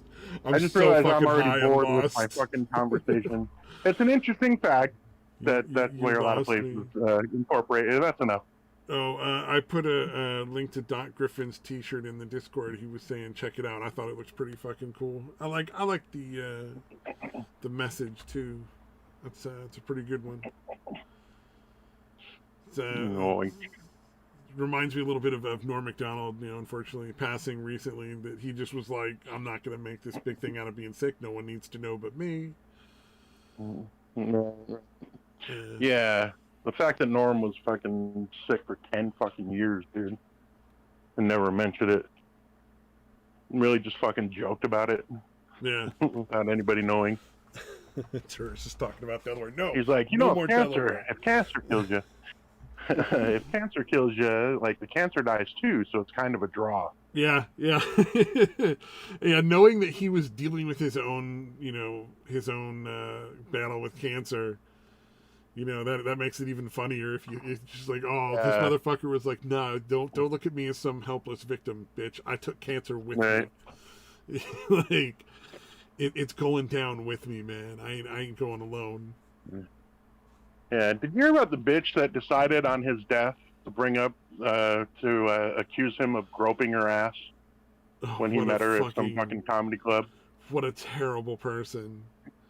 Seriously, number one, because I don't believe it for a second. It's way too obviously just for attention, so I don't think it even happened. I think she's making it up whole hog. So that's my first thing at this point. Also, how sad is it now that anytime somebody makes an accusation, your first and immediate thing is like, yeah, they're probably making it up. Because there's been so many fucking liars that made shit up that it's like you just don't fucking believe them anymore. Yeah. Yeah, there's been so many fucking hoaxes and again false accusations. You know, like remember Mattress Girl? Like she was just obsessed with the guy and pissed that he didn't want to date her and he just wanted to fuck her occasionally. Yeah. I've had 2 accusations against me in my own life, so like I totally get it. You know. No shit. That fucking sucks. Well, the Mattress Girl thing was also because like she wanted to do like a hookup. And the guy didn't want anything to do with her, and she just invited herself over, and essentially tried to get some. And the guy's like, "No." And she's all upset and said, "Oh, he raped me." Well, no, they did have sex. He eventually did give in and have sex with her, but it was consensual. Like she's the one that initiated and basically was doing the whole thing because he was very not really into it. You know. Remember, she put out that video of her having sex with some other poor loser. To like demonstrate the rape, and even in that video you were like, I don't think this looks like rape. Yeah, it was fucking ridiculous, fucked up, dude. And that dude's life was fucking ruined, dude. Yeah. Well, and not only that, I think I'm sure he got a good settlement. Oh well, yeah, that's right. I forgot he did. I think because he sued the college because the college kicked him out like right away. Yeah. Well, no, he sued the college because they didn't really do anything about it. Like no one really got in trouble. The college didn't. There was nothing for him or her, but she walked around with this mattress and was allowed to walk around with this mattress. And while the guy still any actual proof of her allegations, she was allowed to defame him on campus the entire time they were there, causing him insane amounts of emotional grief and distress. She even walked down to get her degree at the end of her classes. While carrying the mattress. The fact that dude never got a high-powered rifle and just tried to take her out on the sly is... Wow. He's a fucking saint. Dude, seriously, if something fucks you up that bad and just looks like the bitch is getting away with it, God, that must have been fucking tempting, dude. My life is being ruined in front of me and there's nothing I can do. But if I were 100 yards away and in a room with the window barely open, just enough for the bullet to pass through, maybe you could fix this. Well, he was, like I said, like she was proven to make it all up. And, yeah, oh yeah. You know, Well, even her got all demonstration that, but, didn't look like it was a rape. Like, exactly. that just looks like an awkward bad night of sex. Like, exactly. And then the guy, like I said, like the guy did sue the college. I don't know how that turned out because the college is or university or whatever allowed her to do it. Like she should not have been allowed to do that. It's just that was absolutely ridiculous. Yeah, if I remember, there was a settlement, but like none of the terms were really disclosed. Yeah. So he probably got a good chunk of change, dude. You bear. I mean that like you don't have your life ruined like that. Not something. I mean, like there have been other crazy shit happening. Like, do you remember the Duke lacrosse team? yeah, the one girl that made up all the shit about the Duke lacrosse team. Yeah. Well, the I think it was strippers because they had an actual party. They hired 2 strippers, and then one of them who was a fucking crack whore, you know, just out of nowhere started telling lies. And She thought her she probably coworker thought she could get money out of it. exactly, and her coworker, the other stripper, like was testifying against her. Like, no, she just tells lies and all that. And one of the guys that she claimed was there. Had proof that no, he was nowhere there. He was like getting money out from an ATM, and there was like footage of him doing it. He was able to get. It's like, yeah, no, clearly I wasn't there. Yeah, that one fell apart. And wasn't there a Rolling Stone one? I forget the Rolling Stone one. Jackie from Rolling. The Rolling they Stone basically story. just clearly this woman that they were talking to was like mentally ill and delusional and shit. Yeah, and had been making up stories like this for years, not only about the group she blamed, but also about a bunch of other people too, at random. Yeah. Yeah. Just started making shit up. Yeah. Yep. Yeah, no, it's not fun being accused falsely, even if it doesn't go anywhere. Like, neither of the accusations against me went anywhere. And they didn't, ruin my life, thankfully, because they weren't public, but Jesus. It was still a scary couple of days, you know? Scary, dude. Jesus. Yeah, dude. Yeah. One was when I was in high school, somebody's aunt that I was friends with, his aunt tried to blame me and claim that I'd molested her daughter, and I'd never been alone with her daughter, so, like, it just wasn't possible. But, that was the scary thing, and I had to stop hanging out with him, and they were like, look, you can't hang out with him anymore, but, like, you're not, we know you didn't do anything. We'll make sure she doesn't find your real name or anything. So that one was a little disturbing. Any idea why? They actually said it's probably because the aunt was letting their landlord play with her in exchange for rent, and she needed somebody else to blame. Wow. Yeah, and at the time I was just barely out of junior high, so I had no fucking way of like realizing, hey, you should probably call the police and just like say, hey, this weird fucking situation came up, and you should really get involved. Like, right. Like, I've never been alone with this kid, so there's no way to, really blame me. But Jesus fucking Christ, something is wrong here. And then the other one was where I work as a residential counselor. I had one of the clients accused me of rape, and then recanted after like 2 days. Basically, like, as soon as the police showed up, she was like, no, I just wanted attention. I seriously think, man, you make those accusations, and it's proven that in the second case, for sure, that should be, like, major consequences for that person. I don't really agree with a lot of the... there are some people who are mentally ill and can't really be responsible. But that's very few of the people that are mentally ill. Most of them are definitely capable of understanding the difference between right and wrong. Yeah. And understanding what can fucking happen in a situation like that. Like, like you're going to jail for a long fucking time over a false accusation. They probably wouldn't have been able to do anything about in order to put me in jail, but I would have definitely lost my job. Yeah. Because there was no, like, there would have been no medical evidence, so they wouldn't have even been able to prove a rape had occurred. Like, there would have been nothing. So, if the recanting hadn't occurred, any sort of trial would have just fell apart, like, immediately. And I've never been one of those people who's dumb enough to be like, I'll just talk to the cops for 6 hours and tell them whatever they want. That'll help. I would have been one of those people even at like 19, 20 years old. I would have been like, yeah, I'm going to need an attorney. Like, we're not going to talk until there's an attorney, and that's who you'll talk to because I'm not going to be talking to you. In the case of in the case of the whole like Rolling Stone and Duke Lacrosse and Mattress Girl, there was always like a police involvement, and that's how we were able to confirm that these are all lies and all that. And it was after that universities never called the police ever again.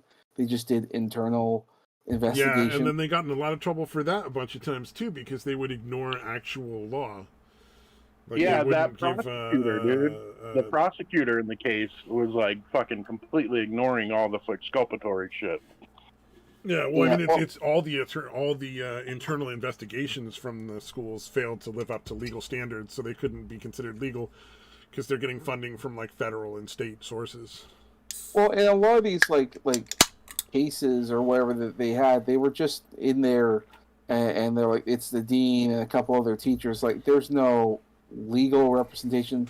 This is just like a meeting or something, and then you decide whether you're gonna ban someone or you're gonna kick them out of school. Like, this is absolutely, it's absolutely ridiculous. I'm pretty sure in that case there was an actual legal prosecutor going after them. Oh, in the lacrosse case? Yeah, in those ones, yeah. Well, I mean, afterwards, like when those happened, they were the only ones that police were involved. When the colleges stopped calling in the police and started doing internal investigations, is what he's talking about. Yeah, exactly. And those got them in a lot of trouble with a bunch of lawsuits as well. Like, it just kept getting worse. Those fucking hearsay bullshit.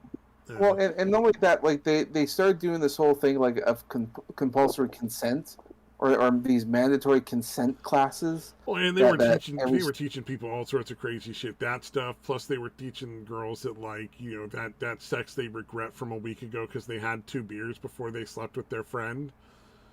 Yeah, was rape, and it's like, nah, that ain't it. And fam. now, you know, like the fact that they even remotely thought that they could just push this thing where you can like take away your consent after you've had the event. Yeah, you can't remove consent after the fact. Yeah, like, I got bad sex. Okay, well, that was clearly rape then. Like, no. Yeah, that was probably the most insane aspect of the whole thing. Like, the height of the fucking absurdity. I couldn't believe like that this was actually being taught on the university. Weren't there phone apps, the consent phone apps that would like take video of people, like, and then periodically like buzz to tell you to get it again or some shit? Yeah. Can you think of anything less fucking sexy? And there, you're in the middle of eating your girl's pussy, and it's just like, hold on, let me get the phone, dear. We gotta stop for a few minutes so I can take a picture of you saying you still consent. Every minute I need you to fucking say into this phone that you're consenting to this action. Well, hold on, I gotta stop thrusting for a second. we gotta get consent. Everybody, every stroke, dude. You gotta get consent for every stroke. I think South Park did it best with PC Principal in the college. Like, they have like a party, and then in the morning, PC Principal's knocking on everyone's dorm doors. It's like, okay, if you had sex last night, I need your consent forms. He's like, hey, did you perform cunnilingus? That's a different form. Oh yeah. Here you go, bro. South Park. Oh my god. Maybe that's why more and more guys are turning to other guys and becoming traps. Maybe. Also, why guys are turning to VTubers or something and e-girls. It's like, yeah, I can't fucking go to jail for saying compliments to an e-girl. Wait, can you? I don't know. I've never sent compliments to an e-girl, but that seems kind of like extreme to me. Well, guys are going to like e-girls because it's safer than actual dating. Like, if I go out to yeah, you can spend the same on a that you would on a date, like a really fancy date, and get like a custom video of this chick doing whatever wacky shit you wanted. And, exactly. Yeah.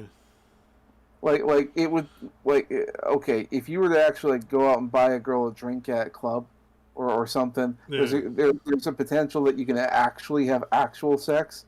But then there's also the potential, like, if she finds you creepy, she might say something to the bouncer or whatever, and then Yeah, next get thing you you like know, thrown out, there. or the cops are there. Yeah.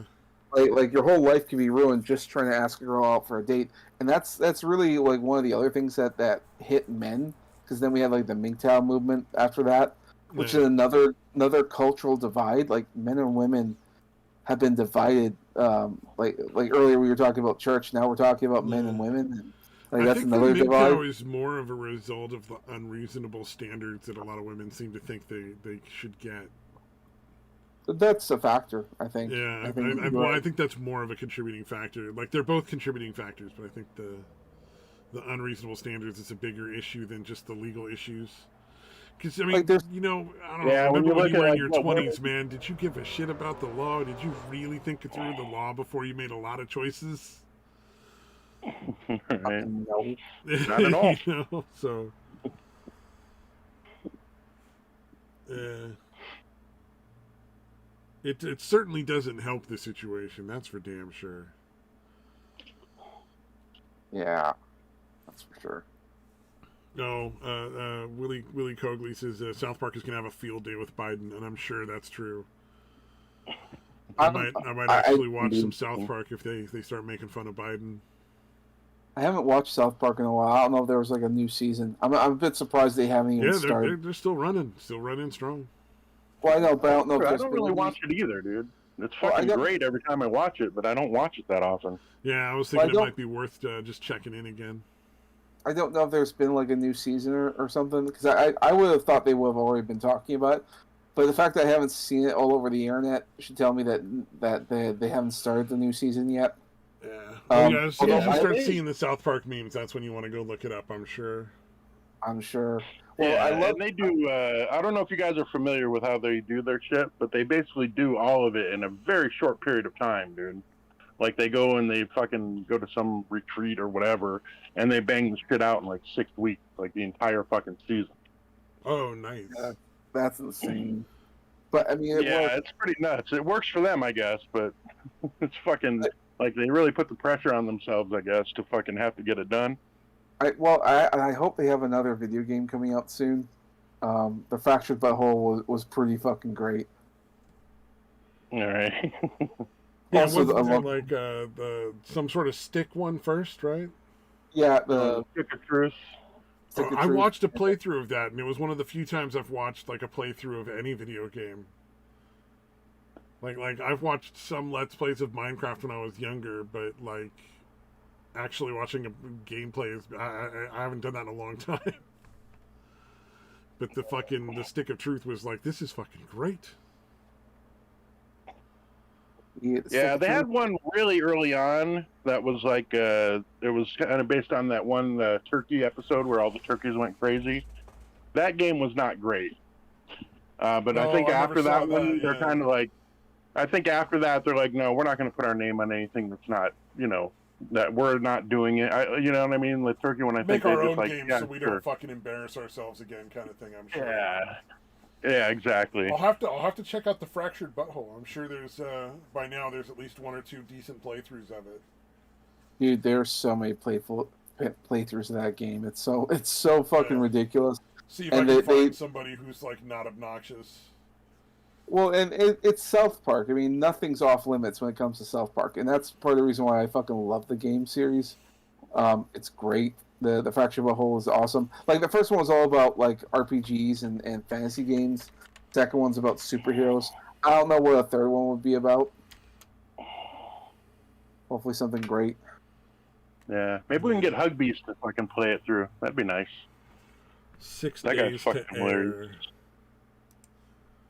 Sorry, Doc recommended a documentary on South Park. Oh, it's 6 days? 6 Jesus days Christ. to I air. knew it was a is the short name time, of it, dude. Yeah, it's a fucking incredibly short period of time that they fucking bang out the fucking episodes, dude. Yeah. Well, and the fact that, like, I'm sure the animators get paid well to animate all of it. Like, it's simple little animations. It's not complicated.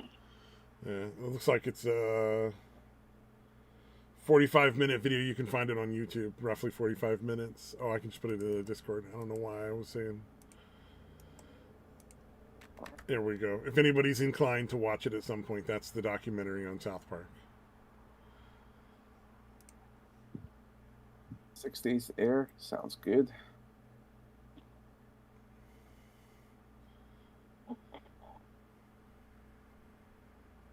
Hey, you got 5 likes. That's probably more likes than you usually get. Oh, that's definitely more likes than I usually get. I'm all good though. Hey, how complicated do you think OBS is to function? It's pretty simple when gaming yells at you until you figure it out. Okay, Dave. Need the proper motivation. You need a gay Mexican to yell at you while you do it. I keep struggling, but I think the reason why I'm struggling so much is because I'm trying to hook up my tablet so people can see me draw while I'm working on it, and it's just I cannot get it to link. It just can't. I don't know what the problem is. Yeah, those videos are cool when people actually show like the whole, showing them drawing the whole time, like a little time lapse kind of thing. Yeah. I like those ones.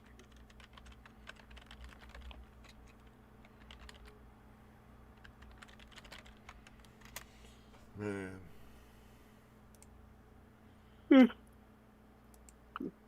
I watch. There's this one guy I've known for a long time. Him and I have both been doing the same kind of conventions, and we go to the same places. And he's forever asking for help, trying to figure out how to grow his audience and get more views and all that. And he's on Twitch. He's so fucking desperate. He's on everything. And then I look at him and he tell him or I've been trying to tell him as nicely as possible that the reason why he's not getting more views is because his artwork is fucking terrible. Oh. I try. Oh, I've been trying man. to. He's trying to figure out what to do, and I keep saying, okay, well first of all, from that perspective, I would make it all about improving my artwork, and then invite my audience to critique and give me advice, and then try following different advice every time. like he's trying to go for like an edgy, gross kind of humor. He's not trying to go for beautiful or anything. And I'm like, look. Titties do grow audiences. The audience wants of a certain art style. They like things to look beautiful. They like things to look great and epic and all that stuff. And that whole gross humor, that's a niche audience. All right. And I've been telling them like you've been at this for almost 10 years, and you still go to conventions and you make no money. You've never made any money at these things. Perhaps the gross niche audience that you're trying to get is not here. If you want something, you gotta You almost have to do it online. Find enough people. Yeah, and so I've been trying to tell them, like, how about you do a comic book or something? You put that online. Maybe you can get some people there. Or better still, there's some indie developers, and why don't you just make a little video game? Maybe that could work. You can build an audience that way. And he doesn't want to do that. He just wants to make prints and stuff and gross out humor of characters. And I'm like, dude, your artwork is not appealing. It's just not. It's just stop. You, on the other hand, Samaj, could stream drawing and people would show up. I know Doc says he would. I think a lot of people would show up to watch you draw the very lovely titties. Yes, I probably will start. I do want to do that. I just need to figure out how to make OBS work, or at least work with my tablet. Yeah, I mean OBS. Okay, so essentially OBS is you just got to set a bunch of like stuff up. So you got to set up a specific source for where it's getting your audio from, a source where it's getting video from, and you can make layers sort of like you're photoshopping or digitally editing photographs or artwork. So like you might have like a background picture, and then you'll also have a different source that's going to be your video screen, and you're going to put that in like one specific corner, and you just have to like, learn how to tell it, I want a screen to be this size, and I want it to be in this part of the screen, and I want this other picture to be over here in this size, and I want this to be behind everything. And then it's not terribly difficult. I would say if somebody who actually knows what they're doing sat down with you for like 5 minutes, you'd probably get a pretty good handle on it. Probably. Well, part of my problem is I just need to figure out what it is I'm doing wrong and why I can't get my device to work. That's the thing that really holds me up. the same thing with learning Blender, because there's a lot of cool things you can do with Blender, and I want to do things, but I need to know where it is that's not working. I don't know enough people who use it, because apparently 3D animation is too frightening for a lot of people. And I guess, like, if you learn something, there's a lot of things like mechanics and technical stuff you need to figure out. So, maybe. Yeah. Well, you know what? I mean, hey, maybe somebody in this chat right now has like some idea of how OBS works and can give you a couple of pointers at some point. I don't know. Well, I just need to hunker down and actually just learn how to use it. Learn how to do it. Yeah, that's sort of like I need to just learn how to format like a screenplay and actually just write one. Like most of the tutorials I look up for streaming using my tablet requires me to download extra software, and I know you can just hook it up and stream it from there. I've seen other once people. your software works on your computer, right? Like it has all the stuff is on your PC, I'm assuming. No, okay. No. I do everything on my tablet, my iPad, and so I plug in my iPad, and I just need it to, hook it up, and it needs to play it. You might need some sort of program to like properly translate whatever from your iPad to your computer so that OBS can use those sources. Like there may be a third-party thing in there. I don't know though. Well, I've seen I know a few other people. They don't stream as often as I would like. Otherwise, I'd ask them that question. But I've seen other people who just plug it into their computer and then they can just stream from there. It's like, and even I'll go. So into then you got to figure out what the sources you need to pick are, like how to exactly in OBS. Like when I plug in my tablet and I go into OBS and I click like to add source or whatever, my iPad is one of them. So I click on that, but it won't display it. Oh, weird. So it can read it, but it won't display it. Yeah, there's got to be some way you can alter how the sources interact. Exactly. Like I'm sure there's something you can edit on OBS that changes how it interacts with the source that would make it work. I think so. Like I said, there's something I'm missing, but I'm not sure what. You're missing an incredibly useful IT guy named Gaming and Yelling who can scream at you and have it work. I know. If only he just stops running away from the internet and just get back on there. I don't know. I'll sort it out. No, Box has talked to Blackout. Yeah, Blackout. He doesn't stream as much either, but he's working a lot. So I mean, I will. Yeah. Next time I see him, I'll hop onto his stream and then he can. I'll yell at him and he can tell me. All these people working instead of doing streams for like small groups of people. I don't understand. Like Satan and this Blackout guy wanting to like pay bills and like have food. Exactly. So weird, man. Speaking of which, their priorities are all out of whack, dude. Really. Speaking of paying bills, so there's one thing I'm doing to try and make a quick buck.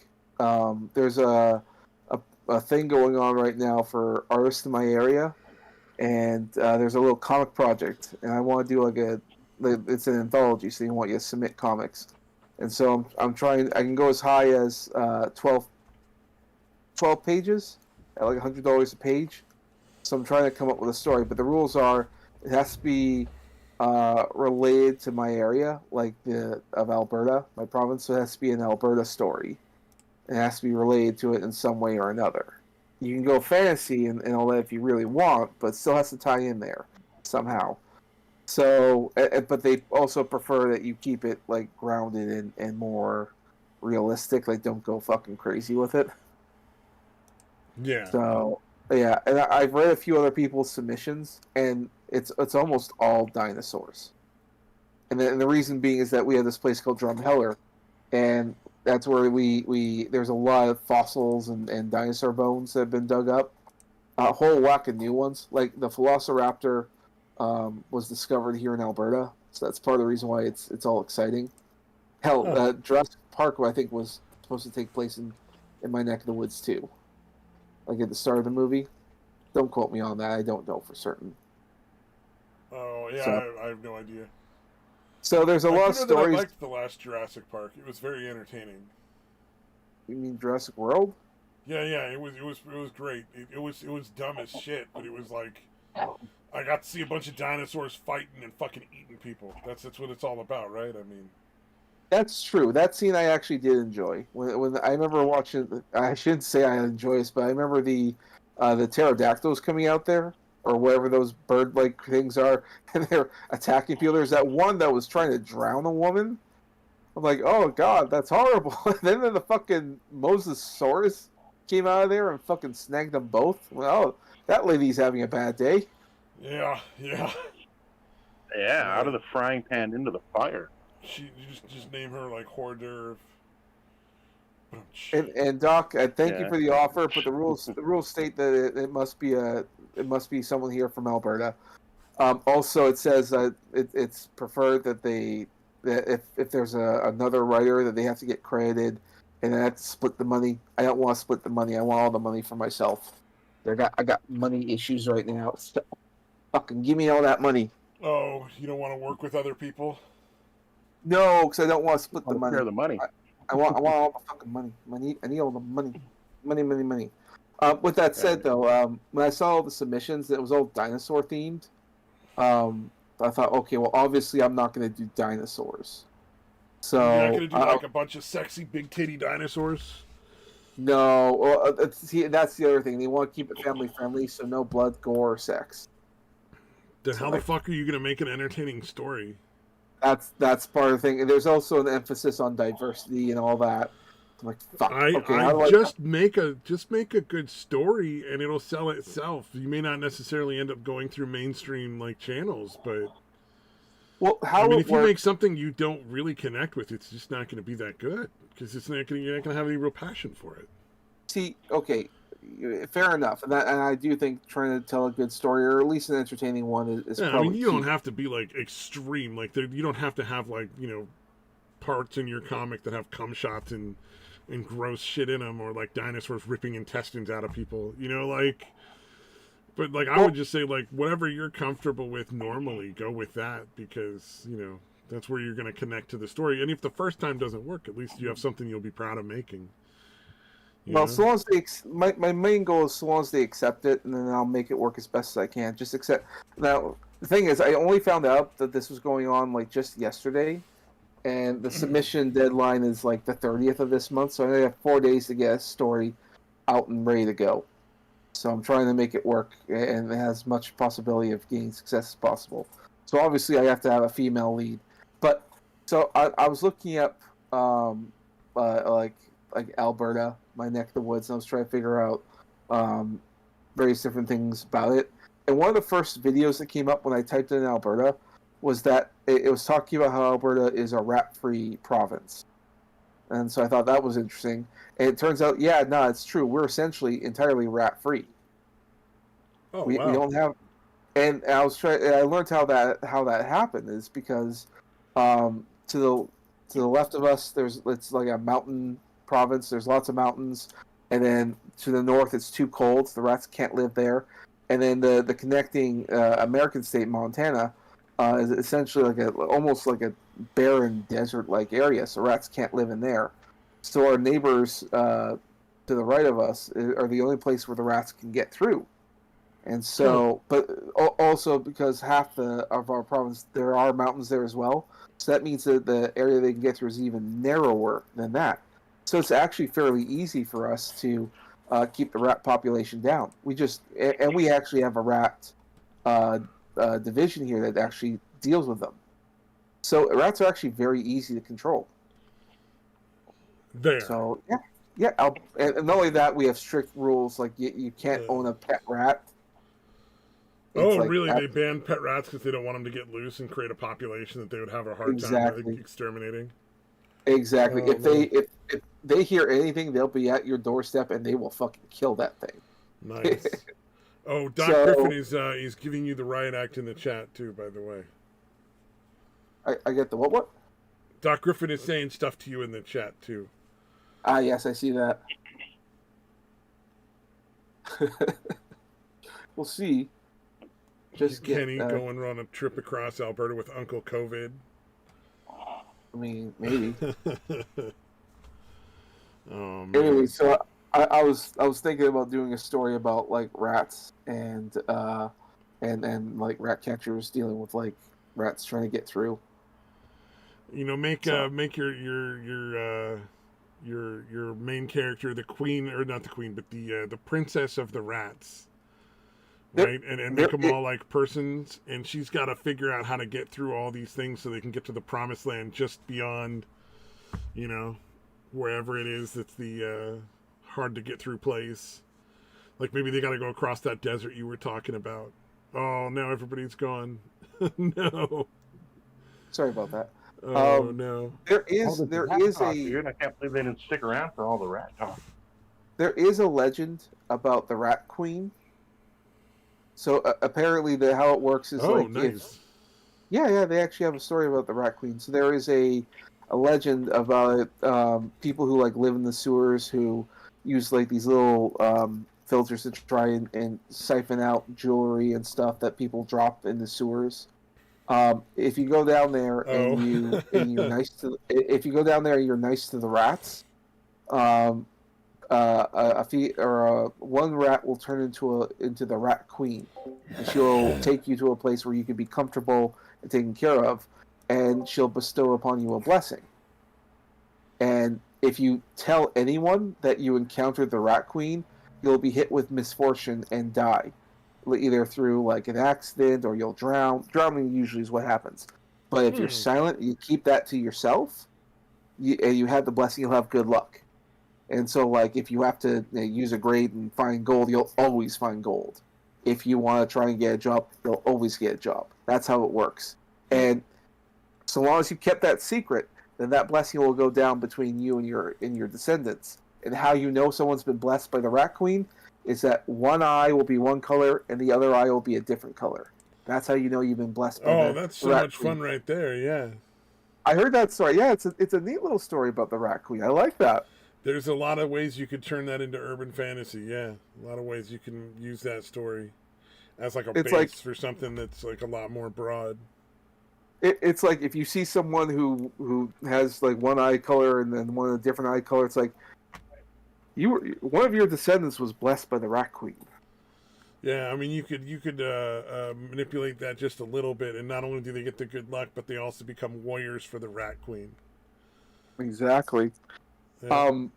Another thing I learned about rats, because I've been studying rats earlier to try and come up with different cool ideas, but apparently if there is a bunch of rats and either like if they're wet or if there's some tree sap or something that gets on their tails, and if a couple of rats' tails will get knotted together, what that's called Rat King.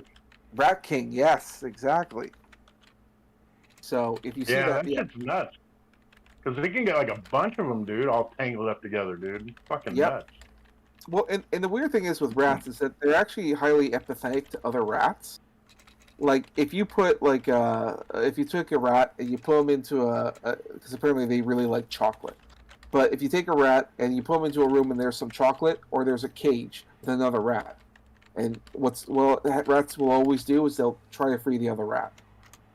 They're very empathetic, and that's how they also get through things. And a lot of these rat kings, the reason why they survive is because other rats bring them food. They're so empathetic. That's how that works out. Huh. Because rat kings, like they would die off trying to get free or something, or that they fight each other, and a lot of them will, but they survive because other rats will save them. That's fucking weird. Highly empathetic. But rat kings are like signs of misfortune, like there's a plague coming or whatever. Yeah. Well, that makes sense, especially considering like the bubonic plague, which is one of the really big ones, was spread by rats because the fleas on the rats were there. Yep. Yeah. Yeah. Oh man, you're getting Yeah. gold in that chat, sir. I'm watching. I'm reading that. Yeah. Oh man. Samaj's gonna be drawing nothing but sexy rats for a while. I don't know. Like the Rat Queen story is actually a good one. I do enjoy that. It's a story that's often told in fuck, where was it? I think it was in the UK, Britain at the time. So it's not really a story for Alberta, but I can probably do something involving rats. I was Well, thinking you they don't have have to them. do exactly that story either. You can make very, easily manipulate any aspect of it, since what you're doing is fiction anyway. Like, that's obviously fiction too, but I mean, you don't want to be too clued. You don't want to be too on it. You want to just base it on that legend loosely. Yeah. Like, that's a really good basis that will give you a lot of box to work outside of. Oh, exactly. Well, I know that they probably would like it if I took like an Aboriginal story of some sort. Hell, I would love to tell a story about the Wendigo, but the problem is that That's a fun story. Yeah, the person that turns to cannibalism becomes a monster. Yeah, well, it's a bit of a horror story, and because I'm limited on the blood and stuff, I'm like, okay, I guess I can't tell that. Well, not to mention, there was a superhero comic I want to do involving a Wendigo. Make the blood black so that it's not red, and you can get away with a lot of it. Maybe. I mean, I would, but I can't. Willie Cogley says the title song of your rat story is "Round and Round." Yeah, the Wendigo is very bloody, and cannibalism is a hard sell if you want to appeal to children. That's for sure. Yeah. So, we'll see. But yeah, I was thinking I'd tell a story predominantly of a guy who thinks he's part rat and he wants to conquer Alberta. It's like, we've conquered everywhere else. We're everywhere except there. So it's about pest control and all that, stopping the invasion of the rats. Although someone did mention that we do have a town here that's designed to be a place where if aliens want to land, they have a spot ready for them. Oh, there you go. Yeah, I know, we got some crazy ones here. So I could tell a story there. We also have a small town called Vulcan, Alberta, and it's just a convenient name, but because Vulcans are race in Star Trek, they decided to just lean into that. So they have a whole Star Trek themed town. There's murals. There's various different places you can go to. So yeah, we got a bunch of nerds here. Although I don't think I could tell. I don't think I could add Star Trek characters into a comic. No, you can't get away with that. You could do a two worlds colliding story of make the rats, sort of humanize the rats a little bit, and make it like a kingdom of the rats gets into Alberta, and then like they interact with like the child from some family who can somehow understand them. Maybe I do know one thing I want to add in. I want the guy or the villain or whoever to have a bunch of really big fucking rats that he got from New York. And I want to name them, give them, okay, I can either give them the names of the Ninja Turtles, or I can give them the names from the Gargoyles from Gargoyles. Oh, there you go. So I kind of want to do that, but I think it'd be a little too on the nose for the Ninja Turtles. I'll be like, okay, like Broadway, go get them there, and Brooklyn get there, Lexington head over there.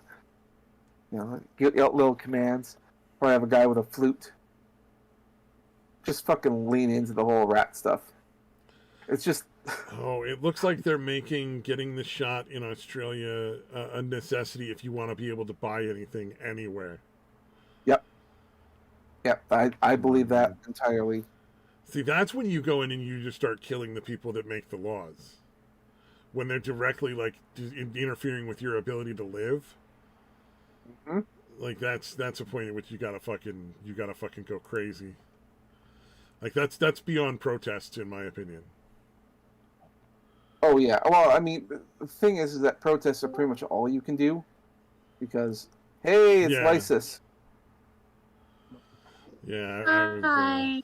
that's Hey, disturbing. I imagine you have a lot to say about what's going on in your country. I am pissed off. As you should be. Jesus Christ. Not like If yeah, what's happening in Victoria, fair enough. New South Wales, fuck right off. I hear ya. Well, I've been watching videos all over the internet about what's going on. I haven't seen much. Oh, Nacho thinks gaming's coming back. Sorry, go. Basic analysis of what's happening over here is we have states that are very large, but most of the population are in certain key spots. And the higher the population, the higher the issue of the virus and all that shit. Well, we came out of lockdown and people decided to take a 2-day drive from one side of the state to the other and bring their disease with them. So we were potentially looking at another lockdown because people be stupid. Yeah. And when you go south across the border into Victoria, where it's basically a socialist commie state, I would happily just have that section of Australia cut off and new. We don't need that shit here. Yeah. Get rid of that and no. make people in the city be conscious about what happens when they don't follow protocol in a fucking pandemic. We wouldn't have this problem. Yeah.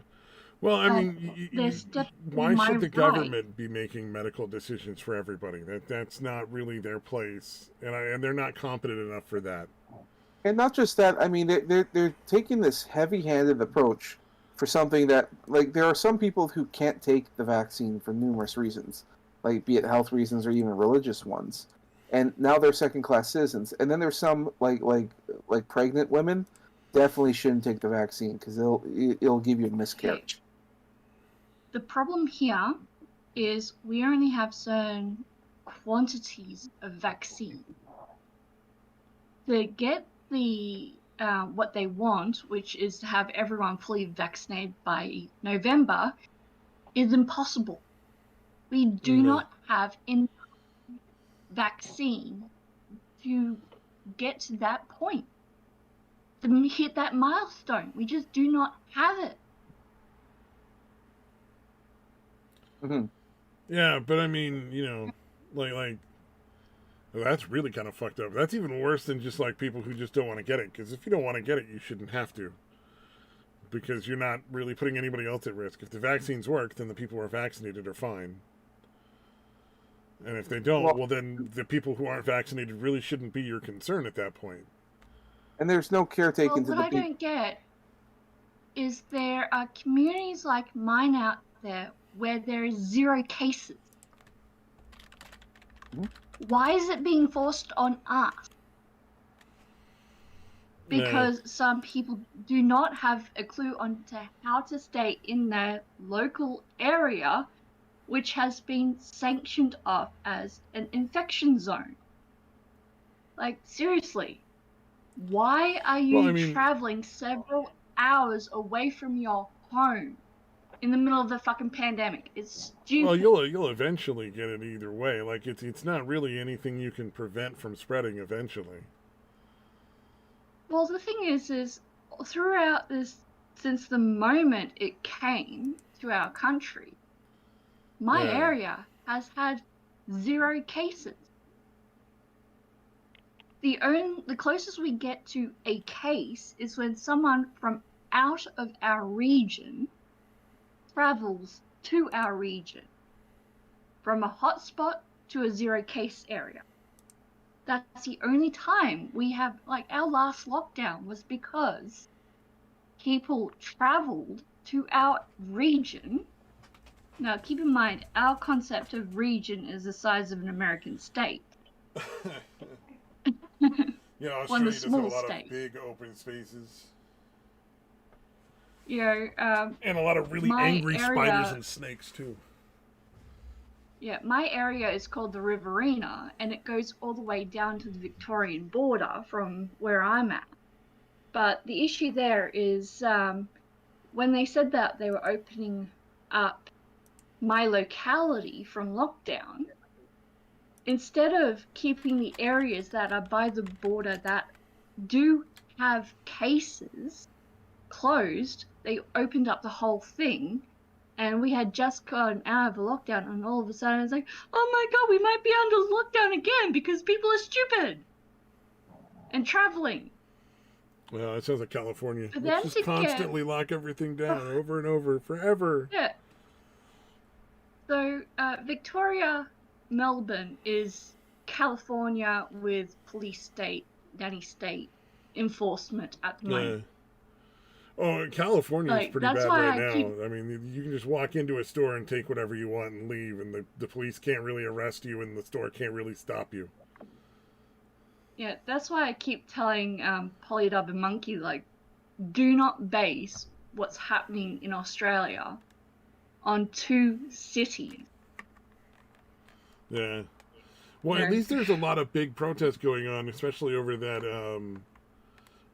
what is it, the cell phone program that they want everybody to have, where you gotta, like, take a picture and send it to the police to prove you're wherever they decided you're supposed to be. Oh, we've got QR codes, and every establishment has their own unique identifier, and it's basically to track where you've been.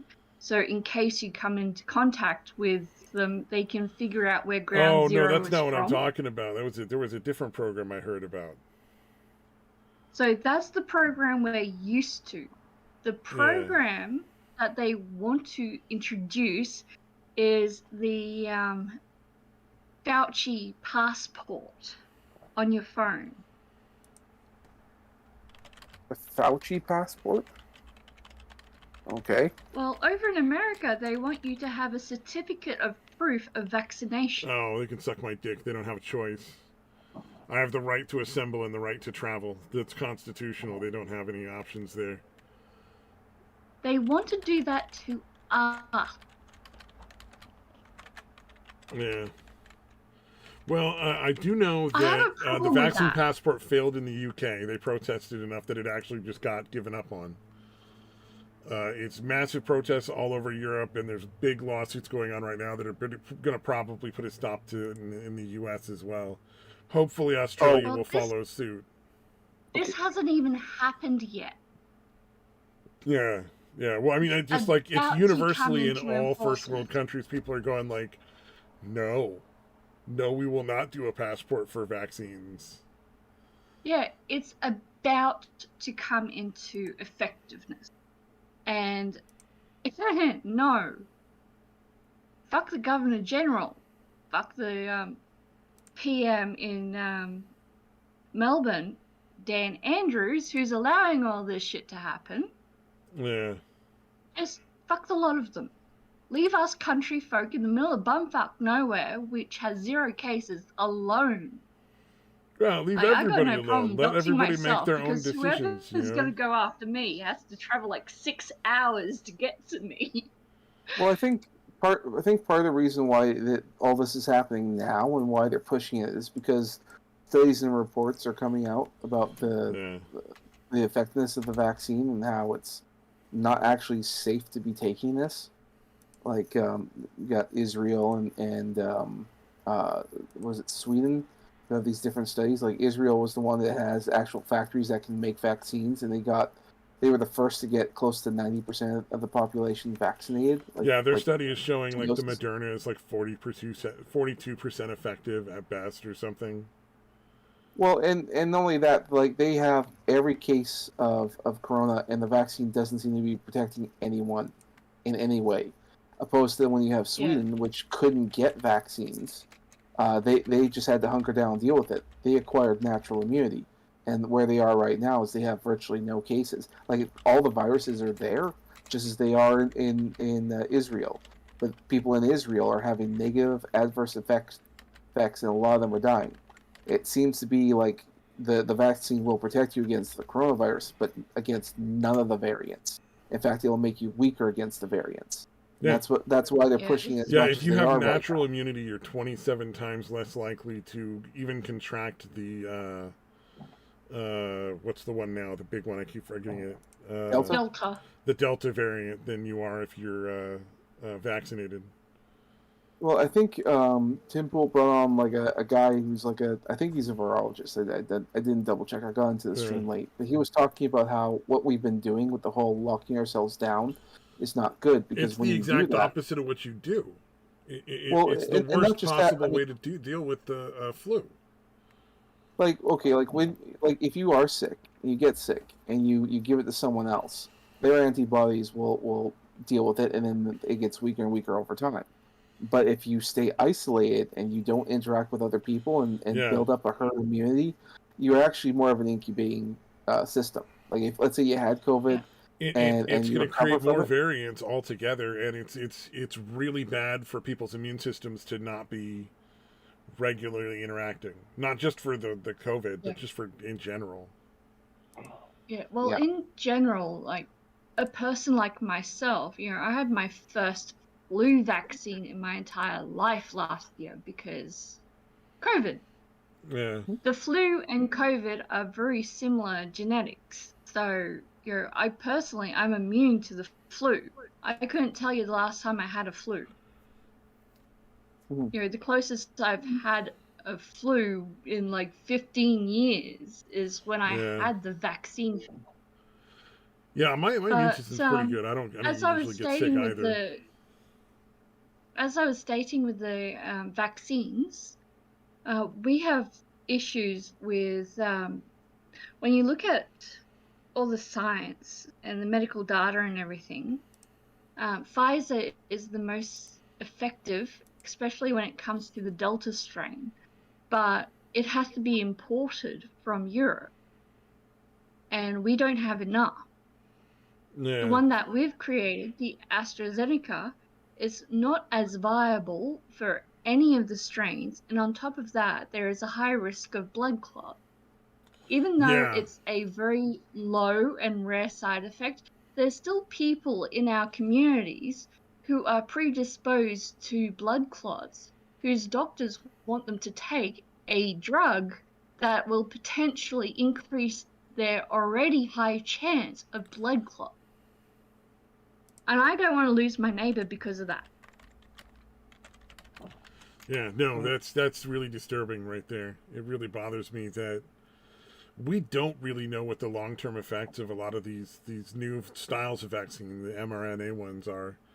But we do know that there are side effects, and I don't know that we know that they're necessarily rare because we haven't had everybody take the vaccine. So, like, are they that rare, or will they become more or less rare as more and more people take it? I mean, like, what's going to be the case? We don't really know. In That's why you're supposed to do studies. In Australia, we've had 3 cases of blood clotting due to AstraZeneca. That's 3 too many. Well, and that's also the only 3 you know about because it's the only 3 that they reported. That's not necessarily the only 3 that happened, though. Exactly. I bet there's a lot of cases where that has predispositions to it. Well, I would imagine there's probably a lot of cases where someone was dying of something else, and that's what tipped them over the edge that they're just not disclosing.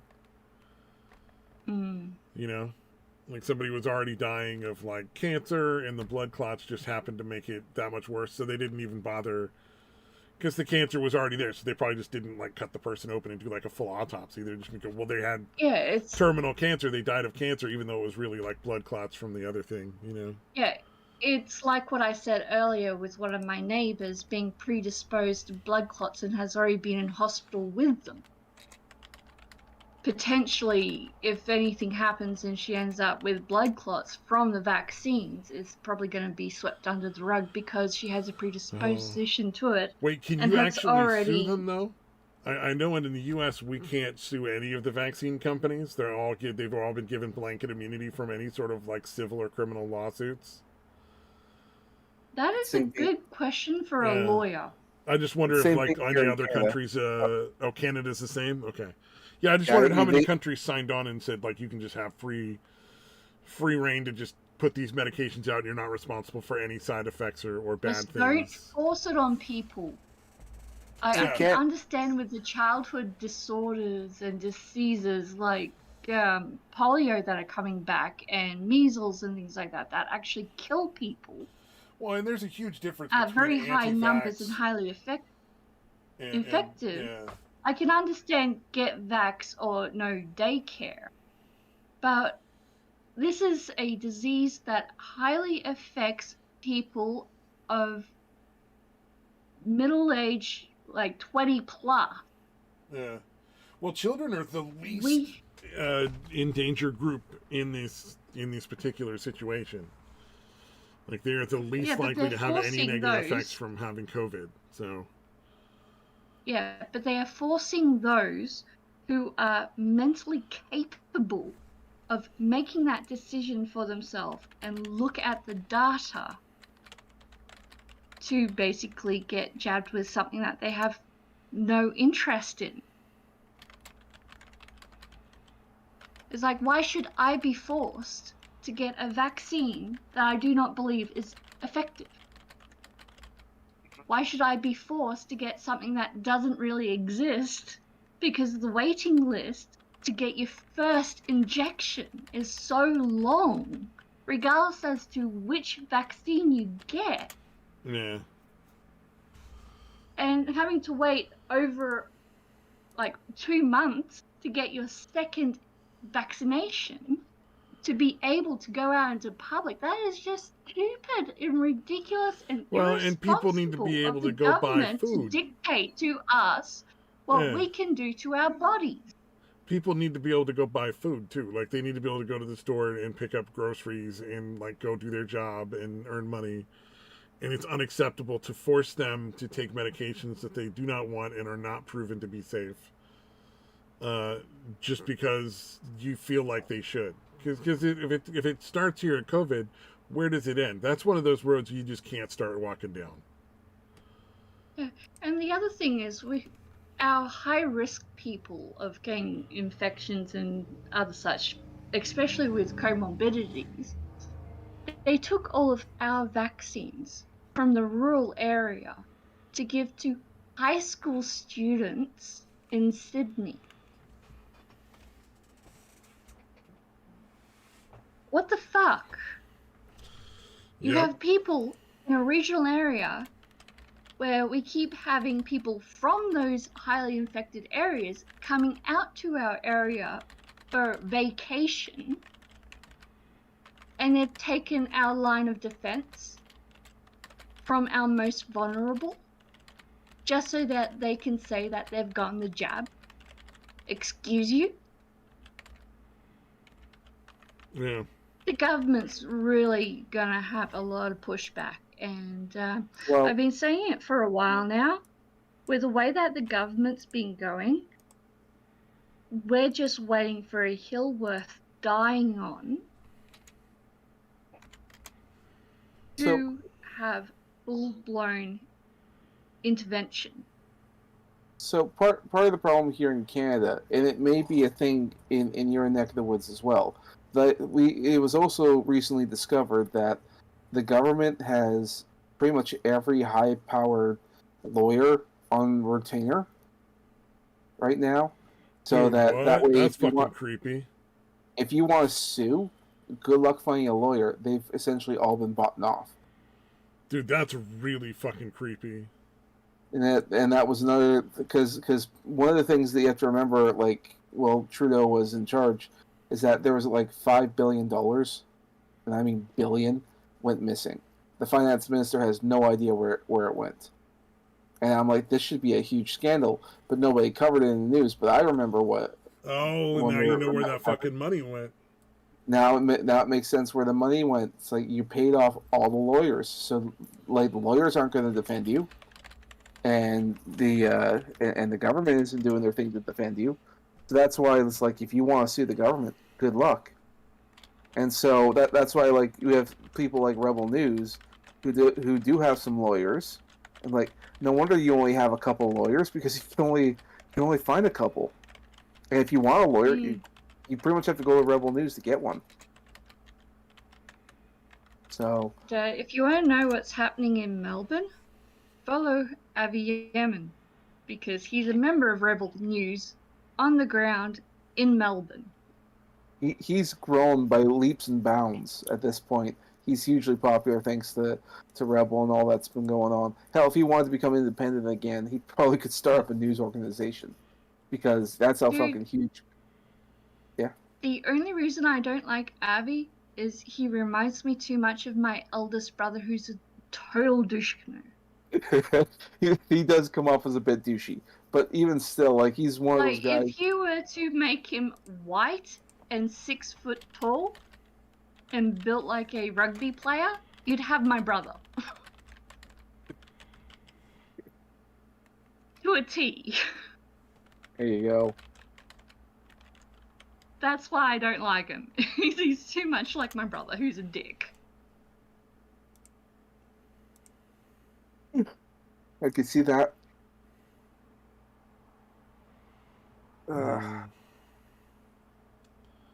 If it was an anime, that would mean you would you'd want to date the guy Jesus Christ! because he's like your brother. Animes, isn't that the anime thing? Fucking every anime, I swear to Christ, dude. Oh, you remind me of my brother. We should date.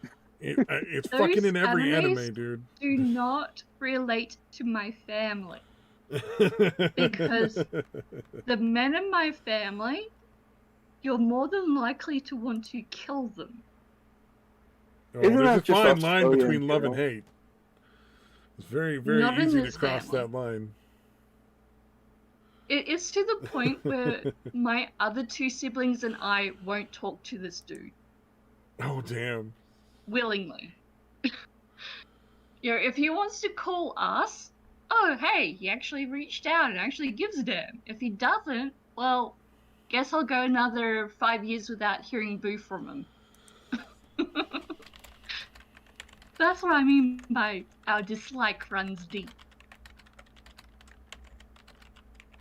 Fair enough. So, yeah, there is no infidelity amongst siblings in my family. Better not be. We can't stand being in the same room long enough to have anything of the sort happen. There you go. You know, you don't like your brother when you're happy to give him a good old-fashioned kidney punch for the lols. That's it's very violent. Well, my brother tried to stab me in the leg once when he was a kid. Well, I did that to my other brother, but he deserved it. Oh my god. Like how did he deserve being stabbed? Oh, he didn't get stabbed. I kidney punched him. Oh, okay. Sorry. I thought you meant you'd actually stabbed him. I was like, damn. No, when it comes to stabby things, we're more likely to miss and accidentally get ourselves, so we don't play with knives. Axes, on the other hand.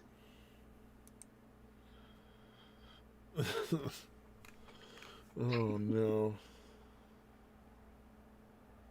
Yeah. Yeah, I don't know, man. I like knives. I have so many of them.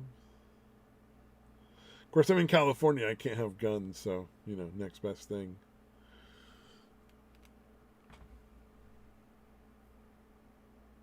What I don't get is, over in America, you guys are having this big argument of, if you're vaccinated, you're still shedding the disease, therefore you're still contagious, therefore, what the hell is happening?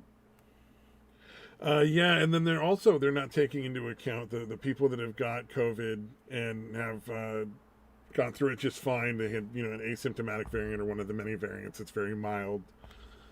If it's you're very unlikely to get the disease again. It's extremely rare that happens a second time, and you're also just as good off as, if not better off, than somebody who's been vaccinated for future variants and stuff like that.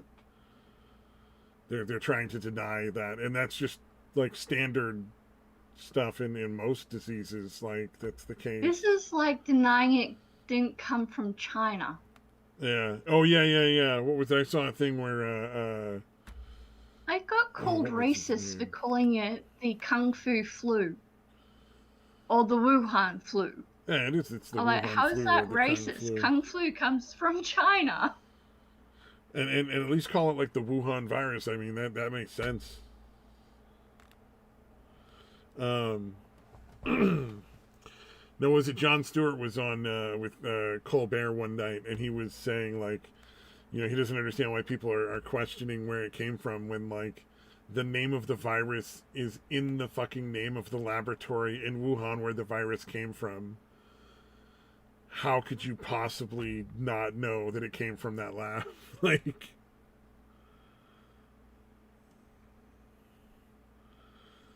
Yep. It's a coronavirus with a heavy viral load. Seems the shedding starts long before the symptoms. Yeah, because there's 7 days before you get any actual symptoms when you catch it.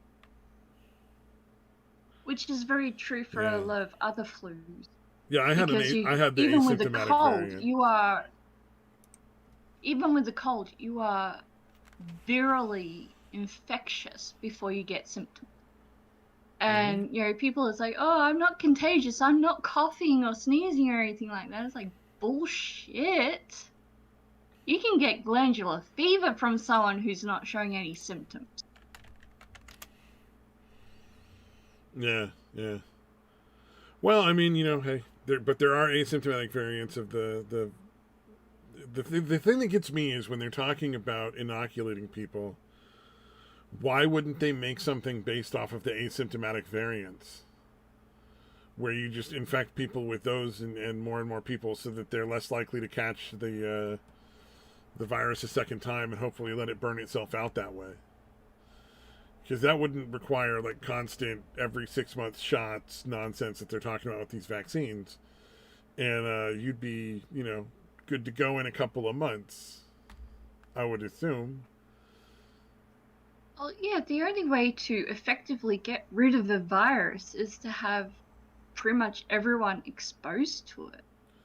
So that you do have that immunity that nature designed an immune system for. Yeah, well, and as soon as it got out of China, there was no way for it to be contained anymore. Like, once it got out of China, it went everywhere at the same time, and you just no way to know how many people were in contact with how many other people were in contact with how many other... Like, there's too many links in the chain to track it down. So once that happened, there was never a chance that you could completely eliminate the virus ever. That's only happened, like, with one other disease? So, I mean... Spanish flu. No, I think every other disease is around, but except measles. I think the measles has been supposedly... officially wiped out, according to all the sources I can find. Well, I'm relating it to the Spanish flu because it's... Oh, yeah. I can just see the exact same thing has happened here, where a foreign disease has been introduced into our populace, and we're doing the best we can to manage it. And of course, back in the 1920s, what did we do? Mandatory face masks. What did we do? Mandatory isolation for those that are infected. What did we do? Put up yellow stickers in the windows of those whose households are infected. Because yellow is a sign me up symbolic for the yellow color fucking of sticker disease. that I get to fucking wear. That sounds great. I've heard of that going wrong somewhere in Berlin, maybe? Or was it Holland? Fucking Jesus. Well, people are comparing what we're doing up until recently to Nazi. And now that they're forcing mandatory vaccines. Now we're moving into Nazi territory. Up until then, Yeah, no, it's this been is compared very Nazi to territory. flu. That's very true. I think Yeah, when you're but up until then, I think when you've been putting positive case people into camps, I think you already hit Nazi territory. Yeah, that already happened in Australia, didn't it? That is definitely a good point. I've also had my head under a rock, so I only found out about that last week. Well, And it's like, Wow. the government, we shouldn't be doing that. like a lot of the government officials aren't, broadcasting that part. It's like the only reason most people know about it is because there are people inside are taking footage and posting it online, which apparently you're not supposed to Even have your what's cell happening phone. in Melbourne, there's a major media blackout. Yeah, there's a media blackout. You can't talk about. Like here in Canada, we had those COVID hotels. People were posting videos about that. Not the internet took it down. It started with hotels here. Yeah, well, all sorts of hotels, and now they've gone to actual camps. And apparently, we actually have COVID camps here in Canada, all over the place. No one's talking about them. That's fucked up. That's disturbing. Yeah. Yeah. So up until the camps and forced injections, we were just in the 1920s I feel Spanish really flu bad for anybody who feels method. like they can force an injection on me. Well, what they're doing now we're going into Nazi territory. Oh, because, one thing with the yellow tags is it used to be the favorite color of prostitutes because they had a communicable disease, most of them. So a true lady never wore yellow because it was associated with communicable diseases associated with ladies of the night. Oh, Jesus. So, yellow, ironically, all wherever throughout prostitution history is has legal, always it's been much lower rates of transmission of that problem. How funny. Yeah, but throughout history, yellow has always been a color of infectious disease. Huh. Yeah. And red has always been the prostitute thing, like, at least around here. The red light district, anywhere they put a red light out, that's how you know there was services for sale there. No wonder I've never trusted Asians for their yellow skin. Oh, Jesus. Sorry, I'll Wait, stop. where is Daytwa? He's the Asian slur enthusiast. If anybody's going to start making racist statements about Asians, it should be Daytwa. Man. I think I told you guys the story. I approve of Samaja's racism. Okay. I think I told you guys the story about that the toy my mom ordered. She wanted like an Asian color one. They sent us a yellow toy. Oh, Jesus. Did I not mention that one? No. Okay, so there's my mom. She liked these little action figures I had because they come in blanks, and she wanted to make them into little dolls. And so I ordered some skin tones and all that, and she's doing it. She enjoys them, but she wanted to get like other colored skins, like darker skinned guys and other women. So she wanted to get like an Asian colored one, and so they sent us the toys, these blank male and female toys, and they literally sent us a yellow blank figure. It was a yellow one that they sent us. I'm like, oh, that's not Asian. That's not the right color. So we don't know if they were trying to be funny or whatever. I still have it too, somewhere here. My mom didn't want it. Yeah. Oh, you know what else kind of disturbs me about a lot of the stuff with COVID? I don't know how this is in other countries, and it's not the same in each state. Like they're doing some actual treatment in Florida and like Texas and places like that. But a lot of the states in California don't allow any treatment of COVID beyond a ventilator if your breathing gets bad. Like they basically, oh, you got it, here, take some aspirin, go home, and hope you don't die. Even though obviously, COVID has a 99% survival rate in most first world countries.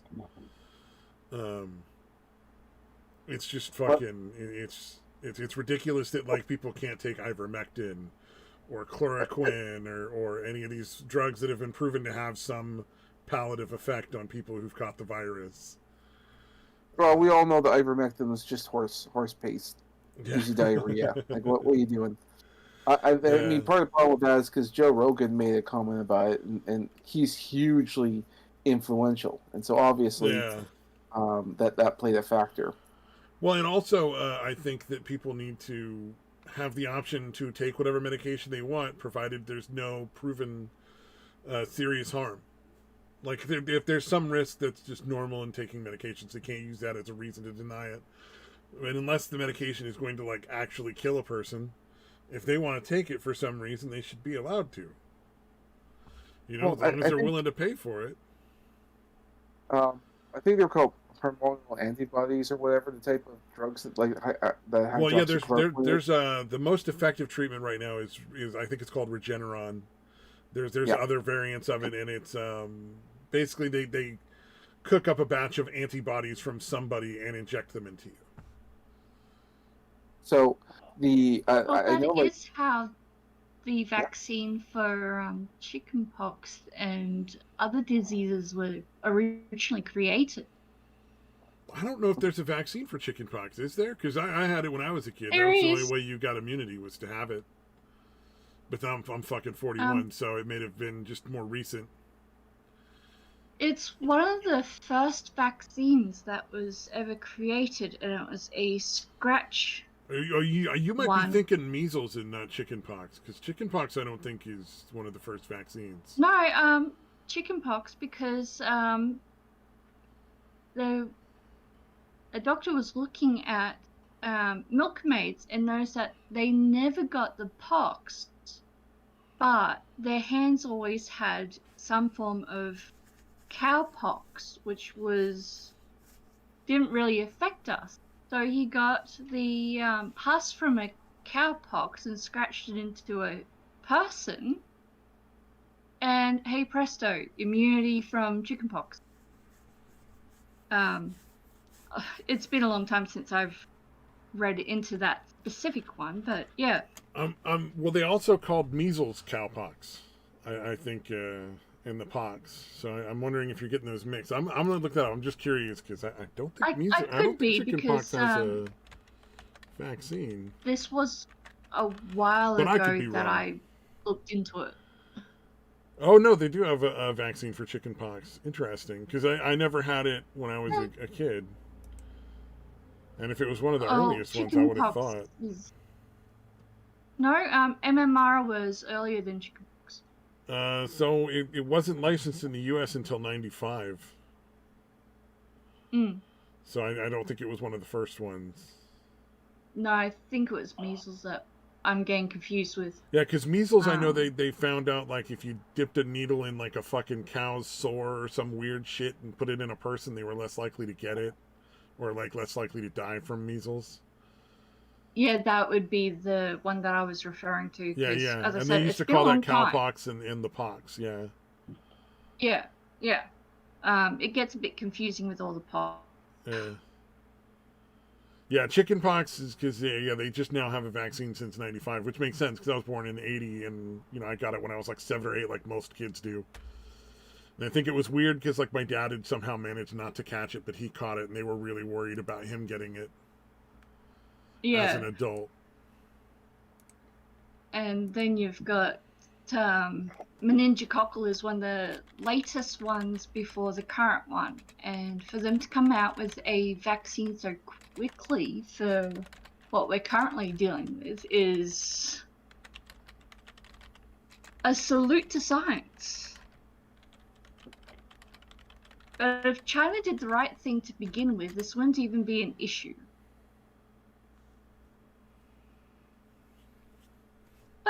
Yes. Communism. Yeah, what can you do? Absolutely nothing. If you don't try and save face and go, look, we done fucked up, we wouldn't be in a global pandemic. Yeah. Yep. I mean, we are where we are, so it's kind of, I don't know. I blame the Chinese government to some extent, but at the same time, you know, like apparently my government had part to play in it too. They were fucking financing a lot of this shit. So like we're all where we are. We gotta deal with whatever we gotta deal with. Sadly. And as far as I'm aware, my country's just sitting back saying, China, no, you cannot buy any more of our land. Fuck off. Yes, that's been a really big concern of mine. Is China buying land and businesses all over the fucking place. It's really not a good sign. Yep. Oh, they've been doing a soft takeover here for decades. And it's only in recent times that it's really become noticeable. And we're going, you know what? We got to stop this. And now even our government has agreed that we cannot be selling off any more land or major companies or shares to China, because then we'll cease being Australian.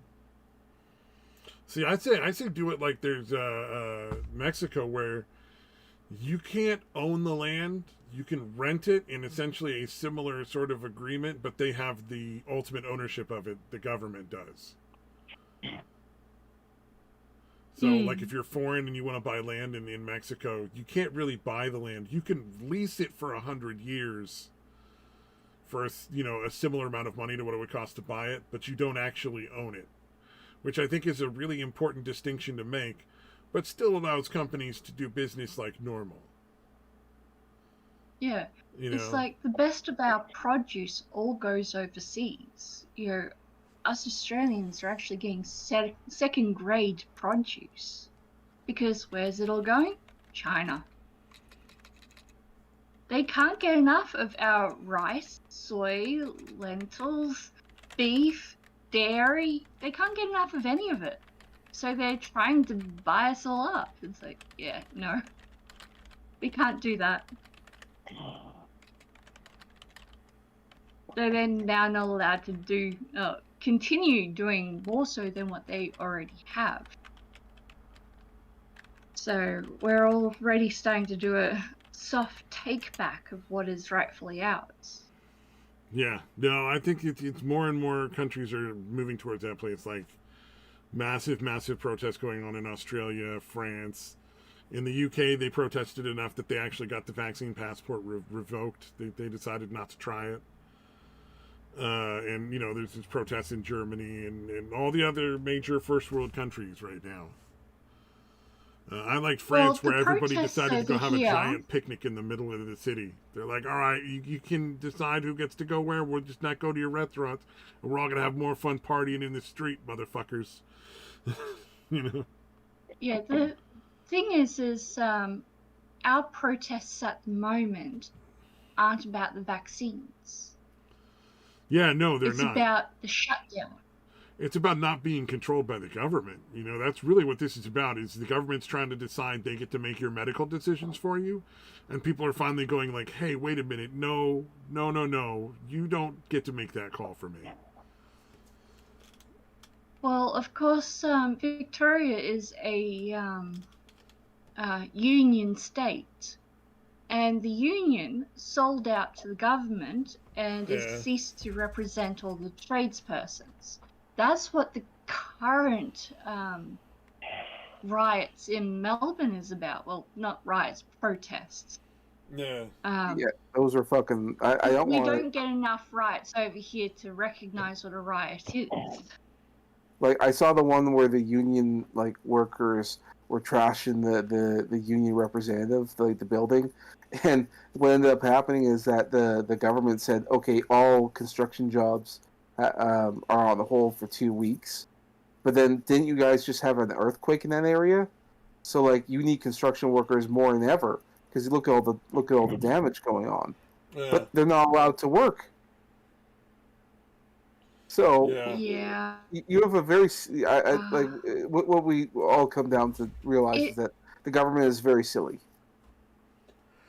Yeah, it's to the point where a lot of people who have businesses in hospitality and retail are upset because the tradies only now care about all that's happening because it's finally affecting them. And of course, when you get a lot of big buff blokes who have families to look after, who are quite traditional in their family role, being told by the government that they can't work and take care of their family and be blokes, you got what's happening in Melbourne. Yeah. Well, I mean, I don't know if it's similar in Melbourne or Australia, but in the U.S. they were like shutting down any small restaurant they could, but leaving like Burger King and McDonald's open. Because God forbid you don't have like fucking Taco Bell in the middle of a pandemic. Even the fast food chains here have been hit. Oh, they've actually gotten shut down, the fast food chains too? Basically, most food stores that, are takeaway or all dine-ins have gone takeaway only, no sit-in. Yeah. And they're only they allowed left to the have drive-thrus so many open here. come You through. could, yeah, there's a lot of stuff that went takeaway. Yeah. But, yeah. Like, for example, there's several cafes that I really like, but I can't order a meal and sit in, but I can go to a window that doubles as a cashier point to make an order to carry away. And most places had that option. So it really didn't affect business as much as it could have. It was when the total lockdown happens that pretty much all except for essential gets shut down, and that includes fast food. Huh, weird. Yeah, I don't know. All I know is they shut down a lot of businesses here, but left all the chains and Walmarts and Targets open. No, even our Target and Big W and Kmart, all that shut down for that period. Oh, okay. If you needed new shoes, good luck to you. That actually, at least they were being like fucking equal. You know what I mean? Like they were like, we're just shutting it all down. Whereas in the U.S., it was like all the big corporations that weren't really going to suffer from getting shut down, even if they did, compared to small businesses were allowed to continue to operate.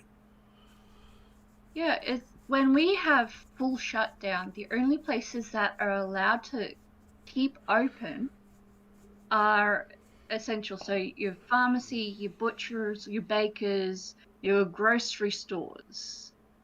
That's about it. Whatever you need to survive stayed open. Yeah. Everything else shut. So your country actually followed that and actually followed through with like, no, if it's not necessary for survival, it really is just getting shut down. Yeah. Whereas in the U.S. they were like, well, we're going to shut down anything that's not necessary or doesn't pay us a large enough bribe. You know? Because you could still go to the Walmart in the height of the so-called pandemic and all that other shit, you know? Yeah, I don't understand why they decided to quarantine everybody instead of to quarantine the sick people. Like, that's really what you're supposed to do. Like, there's no real reason to quarantine people that aren't sick. Well, it's because of the asymptomatic infectious. Which is good, though. Which is extremely good for people. Like, because even if you gain an asymptomatic variant, you're still resistant to everything else, you know? It's like... And then, of course, we have the paranoia as well, is, we're coming into spring here. Every plant and its brother is flowering. So if you so much have a sniffle, cough, or a sneeze or anything like that from allergies, you pretty much have the crucifix sign made at you. It's like, shh, stay away. It's like, what? It's allergy season. Yeah. Oh, hey, what's up, Sheepbot? What up? Oh man, you guys all joined like really close to the end of the the show. Oh no. I'm grinding out, chopping wood for the port. Oh, okay.